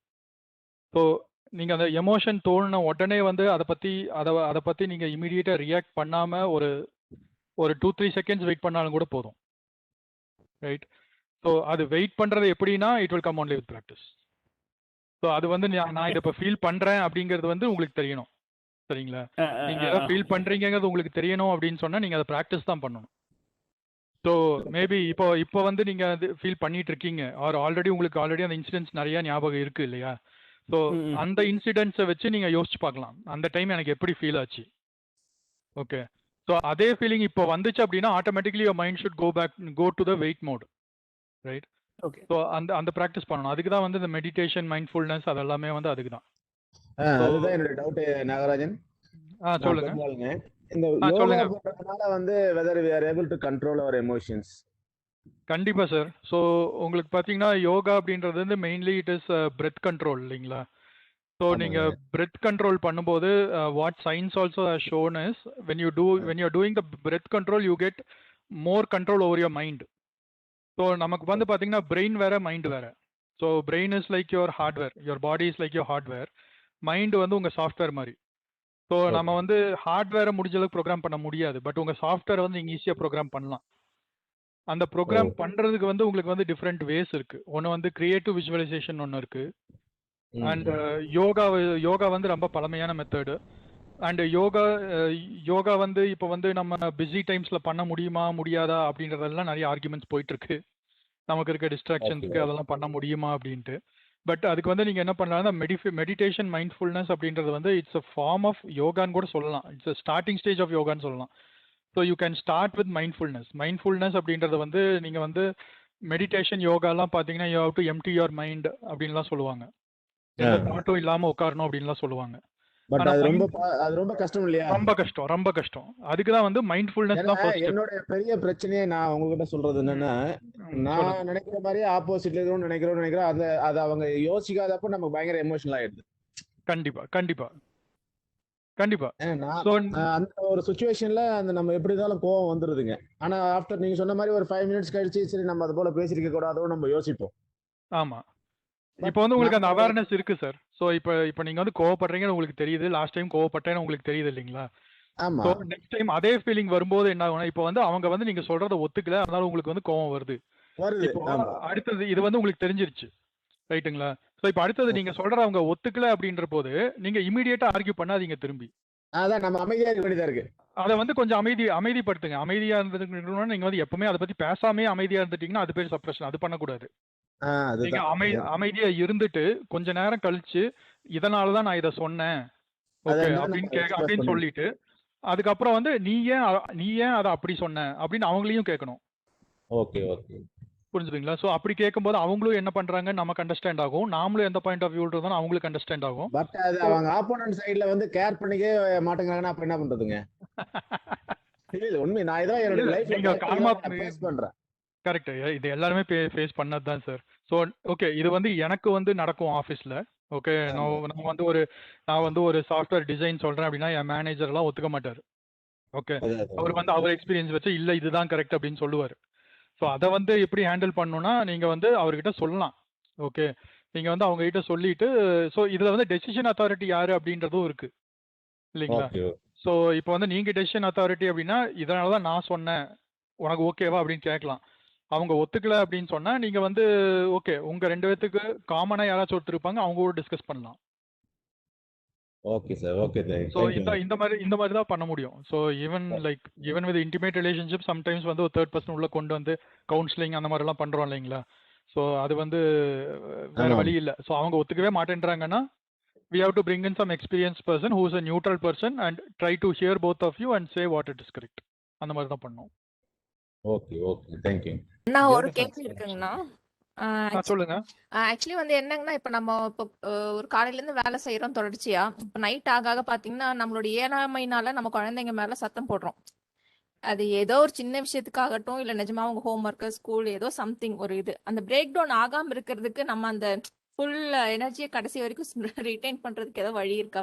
சரி, நம்ம நான் ஸ்டாப்பா ஒர்க் பண்றோம், கடைசியில ஒரு டைம்ல பாத்தீங்கன்னா நம்ம அவங்கள படிக்க வைக்கல, இல்ல ஏதோ எழுத வைக்கல, some time sort of school work பண்ண வைக்க முடியல. அப்படிங்கும் போது நமக்கு ஒரு நம்மளோட இயலாமை அது. பட் அதை என்ன பண்றோம், அவங்க குழந்தைங்க மேல நம்ம பர்ஸ்ட் அவுட் பண்றோம். ஸோ அந்த இதை வந்து நம்ம எப்படிங்கன்னா அதுல இருந்து மீண்டு வருது எனக்கு தெரியல. முடிஞ்ச அளவுக்கு நான் இப்போ I am trying to come out. First எல்லாம் வந்து டப்புன்னு அடிச்சிருவேன். இப்போ வந்து பாத்தீங்கன்னா அந்த இதெல்லாம் இமோஷன்லாம் குறைஞ்சு இப்போ வந்து முதல்ல அப்புறம் ரொம்ப சத்தம் போடுவோம், அப்புறம் இப்ப அது குறைஞ்சு. பட் எப்படி அது இது கொண்டு வருது, see how to control it ஆயிடு எனக்கு தெரியல. குழந்தைகளை மட்டும் தான் டப்பு அடிப்பீங்க? கண்டிப்பாங்கண்ணா. ஓகே, பிரசிடென்ட் ஐயாவும் வாங்கியிருக்காரு. இல்ல ஓகே ஓகே. இப்போ இதுல பாத்தீங்கன்னா you are very much aware that you are getting frustrated இல்லைங்களா? ஸோ இந்த இந்த அவேர்னஸ் இருக்கு உங்களுக்கு. பட் இந்த அவேர்னஸ்க்காக நீங்க என்ன பண்றீங்க? இல்ல ஆக்சுவலா நான் வந்து யோகா பண்ணிட்டு இருக்கேன். இப்போ மெடிடேஷன் ட்ரை பண்ணுவேன். பட் நமக்கு தாட்ஸ் ப்ராசஸ் வந்து கச்சா முச்சா நீங்க எங்கேயோ போகுது. அப்ப எப்படியோ கொண்டு வந்து வர வைக்கிறோம். பட் யோகா மட்டும் ரெகுலரா பண்ணிடுவாங்க. இந்த மெடிடேஷன் மட்டும் நமக்கு உட்காந்து வளைய மாட்டேங்குது. என்ன வளைய மாட்டேங்கிறத விட சரி அடுத்து இது பண்ணணும் அடுத்து இது பண்ணணும் அப்படிங்கிறது மைண்ட்ல ஓடிக்கிட்டே இருக்கு. நம்மள கண்ட்ரோல் பண்ணி அந்த தாட் ப்ராசஸ் கண்ட்ரோல் பண்ணி ஒரு இடத்துல இருக்க வைக்கவே முடியல. அதனால என்ன ஆகுது, அது ஒரு இயலாமை. நம்மளால அது கொண்டு வர முடியல. சரி ஓகே நம்ம இது பண்ண வேண்டாம், அடுத்து நம்ம நம்மளுடைய வேலைக்கு போய்க்குவோம் அப்படின்னு. இது பண்ணா இது பண்ண முடியும்னு தெரியுது, ஆனா பண்ண முடியல. ஸோ அந்த ஒரு இதுதான் ஒரு confusions, lot of time management. And of course morning 5 மணிலேருந்து நம்ம பண்ணாலும் கூட அந்த டைமை கரெக்டா மேனேஜ் பண்ணி நம்மளால கொண்டு வர முடியல. அது தெரியலைங்கண்ணா, இது என்ன பண்றதுன்னு தெரியல. நீங்க சொன்ன மாதிரி அந்த மெடிடேட் பண்ணா எல்லா இமோஷனும் நம்மளால ஓரளவுக்கு கண்ட்ரோல் பண்ண முடியுதுங்கிறது தெரியுது, ஆனா பண்ண முடியல. மெடிடேட் பண்ண ட்ரை பண்ணாதீங்க. ஓகேங்கண்ணா. மெடிடேட் பண்ணுங்க. மெடிடேட் இன் த சென்ஸ் உங்களுக்கு ஓகே. தாட்ஸ் வருது, அதை நான் வந்து சப்ரஸ் பண்ண ட்ரை பண்றேன், அதை கிளியர் பண்ண ட்ரை பண்றேன்னு சொன்னீங்க பாத்தீங்களா? அதை கரெக்ட். பண்ணாதீங்க. Okay okay. அதுதான் வந்து நான் மைண்ட்ஃபுல்னஸ் மெடிடேஷன் சொல்றாங்க. ஓகே. Okay okay. மைண்ட்ஃபுல்னஸ் மெடிடேஷன்னா உங்களுக்கு நம்ம நார்மலா மெடிடேஷன் பத்தி பேசும்போது நோ தாட்ஸ், எல்லாம் கிளியரா இருக்கணும், நாம் கரெக்ட். வந்து ஏதோ ஒரு பாயிண்ட் மேல கான்சென்ட்ரேட் பண்ணணும் அப்படின்லாம் சொல்லுவாங்க. ஓகே. கரெக்ட்டுங்க. ஆஸ் நார்மல் அது வந்து சித்தர்களுக்கு, யோகிகளுக்கு, இல்ல நாம மாதிரி வேலைக்கு போகாதவங்களுக்கு, ஐ மீன் ம். வேற இம்பார்ட்டன்ட், ஐ மீன் டூ மச் ஒர்க் இல்லாதவங்களுக்கு maybe it's useful. Okay. Correct. ஆனா நம்ம மாதிரி எப்பவுமே வந்து ஸ்ட்ரெஸ்ஸா இருக்கவங்களுக்கு அது வந்து கொஞ்சம் யூஸ்ஃபுல்னஸ் அதோட கொஞ்சம் கம்மி தான். ஸோ அதுக்கு வந்து அந்த மெடிடேஷனுக்கு முந்தின ஸ்டெப் வந்து மைண்ட்ஃபுல்னஸ்னு ஒரு ஸ்டெப் இருக்கு. ஓகே. ஸோ அந்த ஓகேங்கண்ணா. மைண்ட்ஃபுல்னஸ் என்ன சொல்லுதுன்னா, நீங்க அமைதியா உட்காருங்க ஒரு இடத்துல. ஓகே. ஓகே. உட்காந்து பிரீத் பண்ணுங்க, கண்ணை மூடிட்டு பிரீத் பண்ணுங்க. எந்த ஓகே. தாட்ஸ் எந்த தாட்ஸ் வந்தாலும் அதை அப்படியே அக்செப்ட் பண்ணி அந்த தாட்டை பாருங்க. ஓகேங்கண்ணா. ஓகே. அந்த தாட்டை பார்த்து நீங்க வந்து ஓகே இதை நான் சப்ரஸ் பண்ண ட்ரை பண்ண மாட்டேன், ஓகே அந்த தாட் இருக்கா, அந்த தாட் உங்களுக்கு at one point of time அந்த தாட் முடியும் இல்லைங்களா? கரெக்ட்டுங்க. கரெக்ட்டுங்க. அந்த அந்த தாட் முடியிற வரைக்கும் நீங்க வெயிட் பண்ணுங்க. So okay. இந்த மாதிரி கண்ணை மூடி உட்காரமா அந்த தாட் வந்துச்சு, அது முடியிற வரைக்கும் நீங்க வெயிட் பண்ணிட்டு இருக்கீங்கன்னா, இதை வந்து ஒரு 20-21 டேஸ் பண்ணீங்க அப்படின்னு சொன்னா, அதுக்கப்புறம் வந்து உங்களுக்கு பார்த்தீங்கன்னா உங்களுக்கு நம்ம நார்மல் மெடிடேஷன் பண்ண ஆரம்பிக்கிறதுக்கு கொஞ்சம் ஈஸியா இருக்கும். ஓகே. ஓகேங்க. நீங்க ரைட் அதான். பாத்துல போறீங்க, பட் பிராக்டிஸ்ங்கிறது வந்து ஃப்ரீக்வெண்டா பிராக்டிஸ் பண்ணுங்க. ஓகேங்க. ஒன் ஆஃப் த டிப் வந்து நீங்க எவ்ரிடே சேம் டைம் பிராக்டிஸ் பண்ணுங்க. இல்ல கரெக்ட்டுங்கண்ணா. Correct. Everyday same time practice பண்ணுங்க. தொடர்ந்து கன்சிஸ்டண்டா அட்லீஸ்ட் ஒரு 21 டேஸ் 30 டேஸ் கன்சிஸ்டண்டா தொடர்ந்து பிராக்டிஸ் பண்ணுங்க. It will surely come. உங்களுக்கு என்ன என்ன ப்ராப்ளம்னு தெரியுது, அதுக்கு என்ன பண்ணணுங்கிறதும் தெரியுது. பட் ப்ராக்டிக்கலா அதை பண்றது எப்படின்றது தான் உங்களுக்கு தெரியல அப்படின்னு சொல்றீங்க இல்லைங்களா? கரெக்ட்டுங்க. அதாவது நமக்கு 5 o'clockனா நமக்கு அந்த ருட்டீன் ஓட ஆரம்பிச்சிருது. 5 o'clock எந்திரிச்சுன்னா டிக் டிக் டிக் டிக்னு அந்த ருட்டீனா போகுது. இது எப்படி எனக்கு தெரியல. சரி அடுத்து இது பண்ண அடுத்துட்டு அந்த மாதிரி அந்த சைக்கிள் அந்த ருட்டீனா போகுது ஒழிய, இது ஒரு ருட்டீன் அதுக்குள்ள கொண்டு வரணும் அப்படிங்கும்போது, ஏன்னா இப்போ கொஞ்சம் இந்த லாக்டவுன் டைம்ல கொஞ்சம் நம்ம ருட்டீன் மாறிடுச்சு. அப்ப பாத்தீங்கன்னா நமக்கு ப்ரையாரிட்டிஸ் வேற மாதிரி இருக்கும்போது, சோ பசங்களுக்கு இப்ப ஸ்கூல் ஆரம்பிச்சதுக்கு அப்புறம் திருப்பி இன்னும் வேற ப்ரையாரிட்டிஸ் நம்மளுடைய ப்ரையாரிட்டிஸ் பின்னுக்கு போயிருது. அப்ப பாத்தீங்கன்னா திருப்பி ஒரு 11 o'clock வாக்குல நம்ம பாத்தீங்கன்னா நம்ம ஓரளவுக்கு செட்டில் டவுன் ஆற டைம். பட் அந்த டைம்ல நம்ம உட்காந்து மெடிடேட் பண்ணோம்னா அப்போ அது கரெக்டா அந்த டைம்க்கு set. Morning 5 o'clock is fine. But இந்த ஆஃப்டர் 5ங்கும் போது நமக்கு அந்த இதே மாறிடுது. அந்த இது ஈவினிங் ஒரு பிரேக் எடுத்து ட்ரை பண்ணி பாருங்க. ஓகேங்கண்ணா. நீங்க நைட் 11:30 மேல ட்ரை பண்ணீங்கன்னா அகைன் இட்ஸ் எண்ட் ஆஃப் டே, நீங்க ஃபுல் டே டயர்டு அப்படி இருக்கும். ஐயோ நீங்க அந்த வந்து டைம் எல்லாம் முடியாது. இல்ல அதுதான் சொல்றேன். நீங்க அந்த டைம் முடியலன்னு சொன்னீங்க இல்லைங்களா, அதுக்கு சொல்றேன். கரெக்ட்டுங்கண்ணா. கரெக்ட்டுங்கண்ணா. சோ நீங்க வந்து ஒரு பீக்ல போயிட்டு இருக்கீங்க. At one point of time so இந்த டே வந்து நீங்க 5ல இருந்து 11:30 வரைக்கும் தொடர்ந்து ஒர்க் பண்ணிட்டு இருக்கேன்னு சொல்றீங்க இல்லைங்களா? இந்த 5 to 11:30ல நடுவுல ஒரு டைம்ல you will feel very much frustrated at one point of time. உண்மைதாங்கண்ணா. அந்த இடத்த பிரேக் பண்ணுங்க. அந்த இடத்த பிரேக் பண்ணுங்க. ஓகே. அந்த இடத்த பிரேக் பண்ணி மேபி ஒரு 15-20 மினிட்ஸ் நீங்க எதுவுமே பண்ண வேண்டாம். நீங்க மெடிடேஷன் பண்ண வேண்டாம், யோகா பண்ண வேண்டாம், எதுவும் பண்ண வேண்டாம். சும்மா ஜஸ்ட் சோஃபால உட்காருங்க. தயவு செஞ்சு இந்த டிவி மொபைல் அதுவும் பார்க்காதீங்க. ஜஸ்ட் கண்ணை மூடிட்டு சோஃபால வந்து ஒரு 15-20 மினிட்ஸ் உட்காருங்க. That will give a lot of good actually. கரெக்ட்டுங்கண்ணா. நான் முடிஞ்ச அளவுக்கு ம். இப்ப என்ன பண்றேன்னா, நீங்க சொன்ன மாதிரி 6 to 6:15 or 6:30 வரைக்கும் இந்த ம். சேக்ரெட் டான்ஸ்னு ஒரு சாங் அது வந்து ரெகுலரா ஓடும். நான் வந்து சும்மா நீங்க ம். சொன்ன மாதிரி ஐடியலா உட்காந்துப்பேன். எந்த வேலையும் பண்ண மாட்டேன். போனை பார்க்க மாட்டேன். அது மட்டும் கேட்டுட்டு அவ்வளவுதாங்க. அதோட சரி. பட் நீங்க சொன்ன மாதிரி அமைதியா அதுவும் கேட்காம அமைதியா நீங்க ஜஸ்ட் அதுவும் கேட்காம அமைதியா இருங்க. அதான் அடுத்து சொல்ல வந்தேன். இல்ல நீங்க அதுதான் அதுவும் சொல்றேன். கேட்காம அமைதியா வந்து ஒரு 15-20 மினிட்ஸ் உட்காந்தீங்கன்னா கண்டிப்பா உங்களுக்கு மைண்ட் சேஞ்ச் ஆகும். ஓகே அது ஓகேங்கண்ணா. வடிவேலு சொன்ன மாதிரி தான். சும்மா உட்காருறது ரொம்ப கஷ்டம் தான். இல்ல உண்மைதான். அது ஆனா வந்து வந்து ஆனா வந்து சும்மா உட்கார்றது தான் வந்து it will increase your level of consciousness. இல்ல அது ஒண்ணும் உண்மைதான். அந்த பண்ண கோவிட் ஆமா. டைம்ல கிட்டத்தட்ட நான் 28 நாள் குவாரண்டைன்ல இருந்தாங்க. அப்ப பாத்தீங்கன்னா அந்த ம். சும்மா உட்கார்றது வந்து அந்த டயலாக் வந்து திரும்ப திரும்ப நமக்கு ரொம்ப ஞாபகம் வந்துச்சு. ஆமா. நிஜமாவே சும்மா உட்கார்றது ரொம்ப உடனே கஷ்டம். சொல்லியிருக்காங்க. அது கரெக்ட் தாங்கண்ணா. உண்மைதாங்கண்ணா. தேங்க்யூ சோ மச்ங்கண்ணா. And no sorry for the time taken. இல்ல நோ ப்ராப்ளம் நோ ஓகேங்கண்ணா. ப்ராப்ளம். தேங்க்யூங்கண்ணா. தேங்க்யூ. ஒரு ஹலோ ஹலோ சார், நான் பத்மா பேசுகிறேன். சொல்லுங்க மேடம். ஜஸ்ட் லிசனிங் டு நம்ம வந்து ரொம்ப நேரமாக வந்து அந்த ரெகுலேட்டர், எமோஷனல் ரெகுலேட்டர் இல்லை கோவத்தை கட்டுப்படுத்துகிறோம், கண்ட்ரோல் அப்படின்னு பேசிகிட்டு இருந்தோம். But I don't know whether this is ஃபேக்டா ட்ரூத்தா, எனக்கு மட்டுமான்னு எனக்கு தெரியல. இந்த ரெகுலேட்டர் வந்து நம்ம எதிர்க்க யார் இருக்காங்க அப்படிங்க ஒவ்வொருத்தருக்கும் ஒரு ரெகுலேட்டர் வச்சுருக்கோம். லைக் ஆமா. இப்போ வந்து நான் என்னோட கஸ்டமர் பிளேஸில் இருக்கேன். அவன் வந்து என்னை எவ்வளோ கோவப்படுத்தினாலும் நான் பொறுமையாக ஹேண்டில் பண்ணுறேன். I am able to do it there. இதே ஆமா. வந்து என்னோட அம்மா கிட்ட ஒரு மாதிரி, எங்க மாமியார் கிட்ட ஒரு மாதிரி, 2 பேரும் ஒரே விஷயத்த சொன்னாலுமே I have a different regulator. இவங்களுக்கு கண்டிப்பா. இது பண்ணா ஓகே, இப்படி பண்ணா எனக்கு நல்லது அப்படிங்கிறது எனக்கு தெரியுது. But when it comes to my close, இப்போ வந்து என் ஹஸ்பண்டோ ஒரு குழந்தை வந்து ஒரு டிஃப்ரெண்ட், அவன் வந்து ம். நம்மளை எதிர்த்து பேச மாட்டான் அப்படிங்கிறதுனால அங்க ஒரு வயசு வரைக்கும் நம்ம ஒரு அட்வான்டேஜ் எடுத்துக்கிறோம். ஹஸ்பண்ட் கிட்ட நம்ம கொஞ்சம் அந்த ஹஸ்பண்ட் ஆர் ஒய்ஃப் ரெண்டு பேருமே வந்து we take that extra advantage. You are mine. நீ என்னை விட்டு எங்கேயும் போயிட மாட்ட, or I can patch up with you any day. இங்க வந்து அந்த சின்ன விரிசல் வந்தாலுமே I will be able to handle it. அது நாளை கழிச்சு இல்ல ஒரு 5 நிமிஷத்துல சரியாயிரும் அப்படிங்கிற ஒரு நம்பிக்கையில அந்த ரெகுலேட்டர் நான் அந்த அந்த இடத்துல வந்து அது உடஞ்சாலும் பரவாயில்லன்ட்டு நான் விட்டுடுறேன். வசந்த் சார் சொன்ன மாதிரி ம். அது உடஞ்சா ம். உடஞ்சிட்டு போகுது என்ன இப்ப அப்படிங்கிற மாதிரி. பட் ம். என்னோட ஒர்க் பிளேஸ்லயோ இல்ல ப்ரொஃபஷனலி ஹேண்டில் பண்ணும்போது I am totally a different person. இது வந்து நல்லதா இல்ல should I be the same person? என்னோட ரெகுலேட்டரி சிஸ்டம் வந்து ஒன்னா இருக்கணுமா இல்ல is this normal? It is very much normal right. ஏன்னா நீங்க வந்து எல்லாத்துக்கிட்டையும் ஒரே மாதிரி பழகிறது கிடையாது. கரெக்ட். ஸோ நீங்க சொன்ன மாதிரி நாம உரிமை எடுத்துக்கிறது வந்து ஒவ்வொருத்தர்கிட்ட ஒவ்வொரு மாதிரி உரிமை எடுத்துக்கிறோம் இல்லைங்களா? ஸோ நீங்க கஸ்டமர் பிளேஸ்ல வந்து அவன் என்ன பேசினாலும் நீங்க அமைதியா இருந்தீங்கனாலும் நீங்க அதை வந்து வேற யாராச்சும் கிட்ட அங்க ஆபீஸ்லயே எக்ஸ்பிரஸ் பண்ணிட்டு வந்துட்டீங்கன்னா உங்களுக்கு வந்து வீட்டுல வந்து அந்த ஃப்ரஸ்ட்ரேஷன் இருக்காது. ஸோ அது அது அது ஒரு திங் நாம பார்க்கலாம். ஓகே, ஆஃபீஸ் வேலை வந்து ஆஃபீஸில் தான். நான் அகெயின் இந்த ப்ராக்டிஸ் கொஞ்சம் கஷ்டம், பட் நான் ப்ராக்டிக்கலாக நான் பண்ணியிருக்கேன் அதை, அதனால் நான் கண்டிப்பாக முடியறது தான் அது. ஸோ நீங்கள் ஆஃபீஸ் விட்டு வந்துட்டீங்க, முன்னாடி வாசலில் செருப்பு கட்டி வச்சுட்டு உள்ளே வரும்போது அதிலேயே எல்லாத்தையும் வேலையெல்லாம் விட்டுட்டு வந்துடணும் உள்ள. ஆனா இந்த ரிவர்ஸ் ஒர்க் ஆக மாட்டேங்குதே. ரிவர்ஸ்னா எப்படி சொல்றீங்க? வீட்ல இருந்து ஆஃபீஸ் போற சொல்றீங்க? ஆஃபீஸ்ல ஒரு பிரச்சனை, ஐ மேக் ஷூர் நீங்க சொல்ற மாதிரி செருப்பை கழட்டி வச்சுட்டு வர்ற மாதிரி அதை விட்டுட்டு அது வைக்கிறனோ இல்லையோ வீட்டுக்குள்ள வந்தா எனக்கு அதுக்கு மேல வேற இருக்கு, I get busy with it. அது மறந்து போயிடுது. அந்த ஒரு டிரான்ஸ்ஃபர் சந்திரமுகியா வந்துட்டு போற அந்த டைம் இருக்குன்னு வச்சுக்கோங்களேன். பட் ரிவர்ஸ் இப்ப வீட்ல வந்து Nagaraj, can I interfere? Yes yes முதலாளி ப்ளீஸ். இந்த இதுல நாகராஜ் நிறைய நல்ல விஷயங்கள் சொல்லியிருந்தாரு. இப்ப கேட்டு பேசிக்கிட்டு இருக்காங்க, நான் ஒர்க்ல வந்து கூலா இருக்கேன், என்னனாலும் எமோஷனை கண்ட்ரோல் பண்றேன், வீட்டுல முடியலன்னு. இது வந்து ஒரு லாங் டேர்ம் எஃபெக்ட்.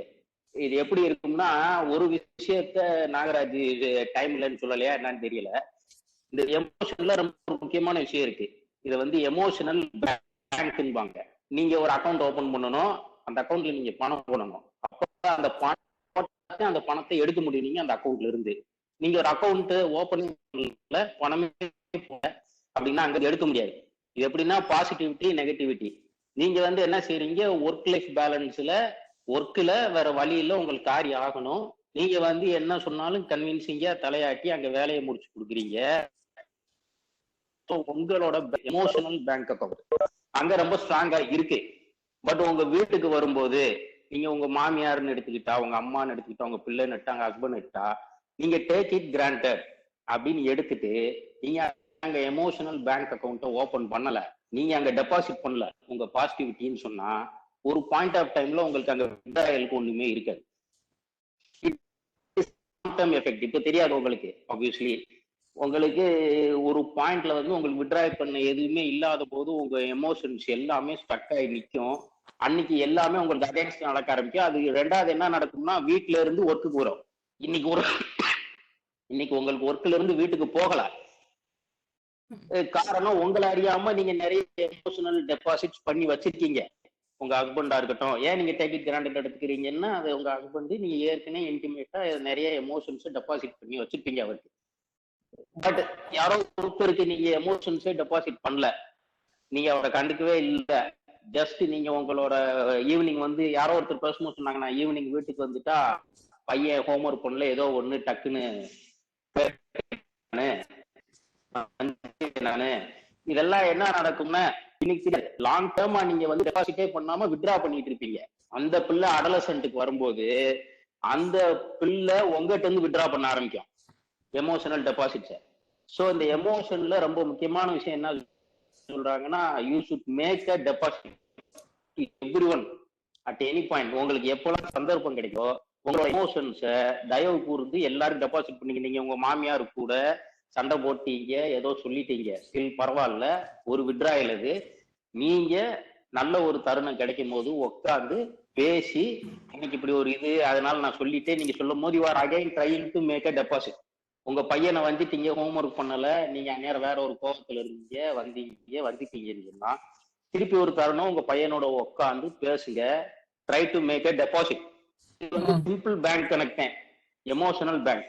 நீங்க டெபாசிட் எவ்வளவு ஒருத்தட்ட படிச்சீங்களோ அவ்வளவு தூரம் அவர் உங்களை பொறுத்துக்குவார். நீங்க டெபாசிட்டே ஒருத்தட்ட பண்ணாம வித்ட்ரா பண்ண நினைச்சீங்கன்னா அவர் உங்களை பொறுத்துக்க மாட்டார். ஸோ நீங்க ஒர்க் லைஃப் பேலன்ஸ்ல வந்து டேக் இட் கிராண்டட்னு சொல்ல, இங்க வீட்டுக்காரு தானே தட்டிக்கலாம் 2 தட்டு மண்டையிலலாம் நினைக்காதீங்க. அதுக்கு உங்ககிட்ட டெபாசிட் இருக்கணும். இருந்தா மட்டுமே நீங்க வித்ட்ரா பண்ண முடியும். ஹஸ்பண்டா இருந்தாலும் at a point of time அதுவும் பிரேக் ஆயிடும். அவரு வந்து மனசுலயே வச்சுட்டு இருந்திருக்கலாம், என்ன எப்பயுமே வந்துகிட்டே இருக்காங்கன்னு உங்க பையன் நினைச்சிட்டே இருக்கலாம். உங்க பையனுக்கு பேச தெரியாது, உங்க பையன் மனசுல வச்சுக்கிட்டே இருக்கலாம். உங்க பையனுக்கு வெளிப்படுத்தக்கூடிய ஒரு அடலசன்ட் ஏஜ் வரும். அன்னைக்கு அவன் வித்ட்ரா பண்ண ஆரம்பிக்கும் போது நம்ம ரொம்ப வருத்தப்படுவோம். அன்னைக்கு நமக்கு இப்படி பேச பையன் தெரியாது. நம்மளோட இருந்து அவன் அக்கௌண்ட்ல வச்சிருக்கோம் நம்ம எமோஷன்ஸ. அத வரும்போது நிறையவே வருத்தப்படுறாங்க. நிறைய பேரண்ட்ஸ்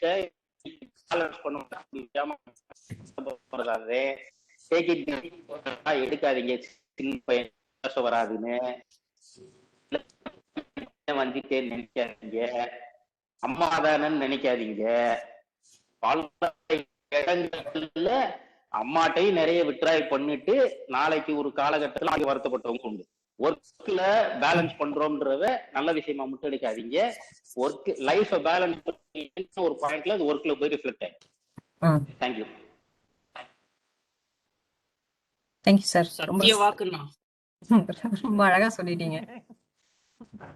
தேங்க்யூ.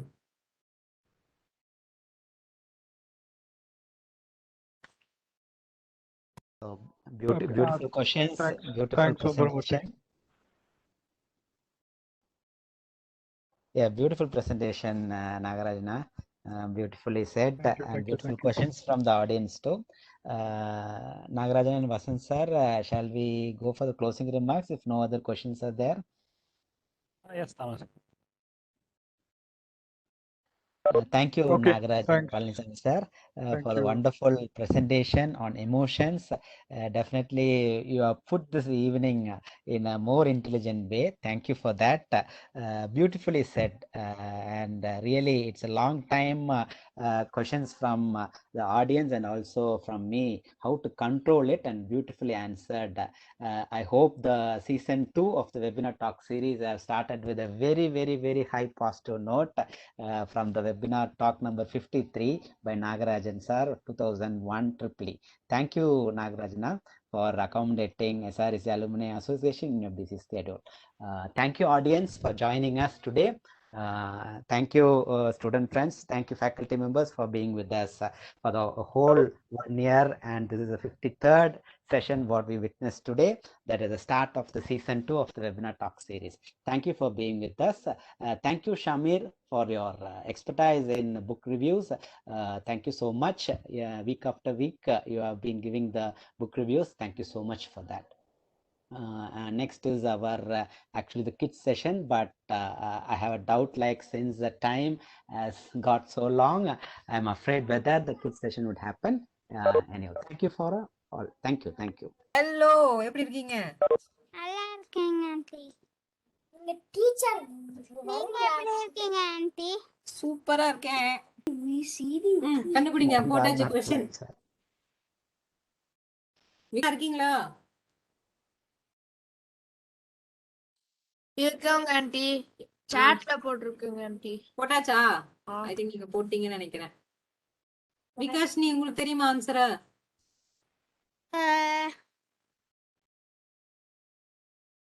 இன்னும் அடிக்கல ஆண்டி. பெரியவங்க கூட ஆன்சர் பண்ணலாம். சொல்லலாமே, அதுக்கு போலாம். You answer. You answer. Tell me, you answer.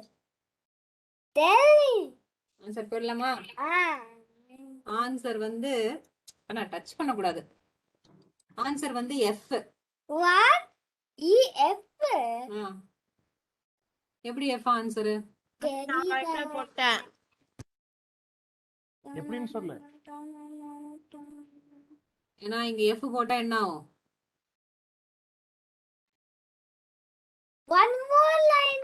F போட்டா E ஆயிருங்க ஆண்டி. F போட்டா E ஆயிரும். தெரிஞ்சா? அதனால answer is F. It is not E. ஓகேவா? நான் தான் ஆண்டி போட்டேன். கொஞ்சம் மொக்கதான், பட் ஸ்டில் ஈஸியா இருந்தது இல்லையா? ஓகே, அடுத்து ஒரு கேள்வி கேட்கலாமா? உங்க வீட்டு பக்கத்துல ஒரு பில்டிங் கட்டிட்டு இருக்காங்க. ஓகே, செங்கல் வச்சு கட்டுறாங்கன்னு வச்சுக்கலாமே. பிரிக், ரெட் கலர்ல இருக்கும்ல பிரிக். ஓகே, இப்ப அந்த பில்டிங் கட்டி முடிக்க எத்தனை செங்கல் வேணும்னு நினைக்கிறீங்க? 1400. இது ஒரு ப்ராப்பர் நம்பர் தான் இது. ஓகேங்களா? இது வந்து மொக்க ஜோக் அப்பெல்லாம் கிடையாது. Stopping until what number? அந்த பில்டிங் கட்டி முடிக்க எத்தனை பிரிக்ஸ் வேணும்? எத்தனை செங்கல் இருந்தா அந்த பில்டிங்கை கட்டி முடிப்பாங்க? 37. ஸ்மயன் 37 சொல்றான். I mean 100. 100. 1400. அண்ணா என்ன சொல்றாங்கன்னு கேட்போம்.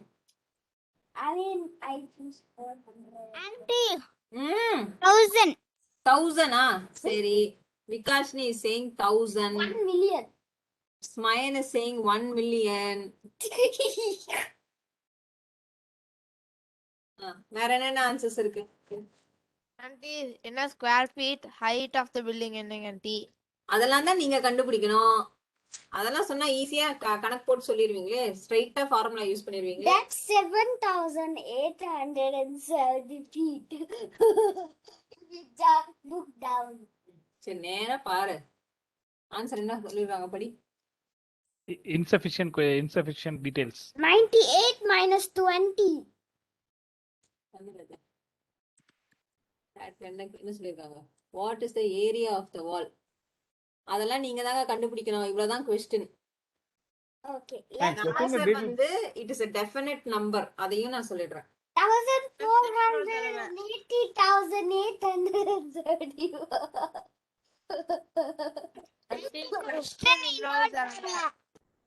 என்னம்மா? क्वेश्चन இன்னொரு தடவைங்க ஆண்டி. சத்தமா சொல்லுங்க, எனக்கு கேட்கல. Question இன்னொரு தடவைங்க ஆண்டி. क्वेश्चन இன்னொரு தடவையா? உங்க வீட்டு பக்கத்துல ஒரு பில்டிங் கட்டிட்டு இருக்காங்க. சரிங்களா? அது ஒன்றும் கட்டி முடிக்கல, கட்டிக்கிட்டே இருக்காங்க. இன் ப்ராக்ரஸ்ல இருக்கு. ஓகே, அந்த பில்டிங் கம்ப்ளீட் பண்ண, கட்டி முடிக்க எத்தனை செங்கல் வேணும்? 1400. Is it 1400? 8. 80யா? 8. 8ஆ? சரி, எப்படி சொல்லுங்க 8ன்னு? சும்மா ஏதோ சொன்னீங்க ஆண்டி. சும்மா சொன்னீங்களா? ஃபேவரட் லக்கி நம்பரா? ப்ராக்ரஸ் பார்த்தேன், ஸ்பெல்லிங் பார்த்தேன். சத்தமா வரல. ப்ராக்ரஸ்ன்ட்டு ஸ்பெல்லிங் பார்த்தேங்க ஆண்டி. அதாவது ஓகே ஓகே, குட் ஒன். 8 இது இருந்துச்சு, அதனால ஸ்டாப் வீடியோ. அவங்க நீங்க என்ன சொல்றீங்களா? இன்னொரு தடவை அந்த क्वेश्चனை ரிப்பீட் பண்ணுங்க. எத்தனை தடவை ரிப்பீட் பண்றது? Let's just go to the answer again. உங்க வீட்டு பக்கத்துல ஒரு பில்டிங் கட்டிட்டு இருக்காங்க, ஒரு கட்டடம். No, செங்கல்ல தான் கட்டுறாங்க. number. செங்கல்ல கட்டுறாங்க, சரிங்களா? சரி. அந்த பில்டிங் கட்டி முடிக்க எத்தனை செங்கல் வேணும்? That's really tough. எங்க வீட்டு பக்கத்துல இப்ப உண்மையிலேயே கட்டுறான் ஒரு பில்டிங். 5 லோடு வாங்கியிருக்கான். ஒரு போய் லோட்ல பார்த்துட்டு 2000 செங்கல், 10,000 செங்கல் வேணும். 10,000-ஆ? What is 10,000? 10,000. 10,000. President G, Thomas sir, நீங்க? ஓவே தாமஸ் சார் ஆமீன் சொல்ல போயிருக்காரு, இருங்க. ப்ளஸ் ஒரு பாவம் கொஞ்சம் டிஸ்டர்ப் பண்ணாம இருக்கணும். ஆன்சர் போயிருவோமா? Yes. Yes ma'am. எந்த பில்டிங்கா இருந்தாலும் சரி, அது எவ்வளவு ஸ்கொயர் ஃபீட்டா இருந்தாலும் சரி, 25% முடிச்சிருந்தாலும் சரி, 75% முடிச்சிருந்தாலும் சரி, 1,400. கட்டி முடிக்கிறதுக்கு தேவையான செங்கல் ஒண்ணுதான். ஒண்ணுதான். What? கடைசி செங்கல் வைக்கிறீங்களா, அது வைக்கும் போதுதான் கம்ப்ளீட்டட் அப்படின்னு சொல்லுவோம். அந்த ஒரு செங்கல் வைக்கலனாலும் அது இன்கம்ப்ளீட் தான். அது 10,000 செங்கலாவும் இருக்கட்டும், 1,00,000 செங்கலாவும் இருக்கட்டும், 20,000 செங்கலாவும் இருக்கட்டும். Box game. புரிஞ்சுதா? Box. எப்ப கம்ப்ளீட் ஆகும்? ஒண்ணு வச்சாதாங்க ஆண்டி. அந்த கடைசி ஒரு செங்கல், அது எந்த செங்கலா வேணா இருக்கலாம், கடைசியா வச்சு இப்பதான் வீடு முடிஞ்சது அப்படின்னு சொல்ல முடியும். சோ ஒரு பில்டிங் கட்டி முடிக்க எப்பவுமே தேவையான செங்கல் எவ்வளோ? Just go to the box. கட்டி முடிக்க. ஓகேங்களா? No. ஓகேவா? ட்ரிக்கி क्वेश्चनல அடுத்த ட்ரிக்கி क्वेश्चन போலாமா? No. இல்லமா கேள்வி. ஏங்க ஆண்டி? Auntie talking. இது என்ன வேண்டாமா? Yes ma'am. போலாமா? லாஸ்ட் क्वेश्चन இன்னைக்கு. ஓகே, டைம் ஆயிருச்சு. லாஸ்ட் क्वेश्चन இன்னைக்கு. Really fun. நம்ம ரெண்டு பேரும் box. டேஸ் இருக்குல்ல இங்கிலீஷ்ல, can you name those days starting with T? Tuesday, Thursday. ம், Auntie, Tuesday and Thursday.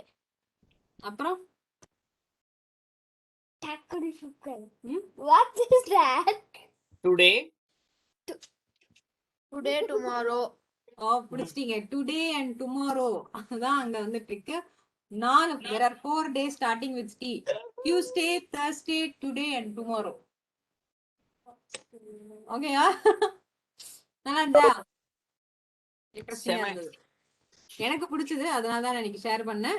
அடுத்த வாரம் இன்னொரு பசில் நான் வந்து சேவ் பண்ணி வைக்கிறேன். இந்த வாரம் நான் காட்டல, நெக்ஸ்ட் வீக் காட்டுறேன். நெக்ஸ்ட் வீக் ஆச்சும் நிறைய பேர் வருவாங்கன்னு எதிர்பார்க்கலாம்.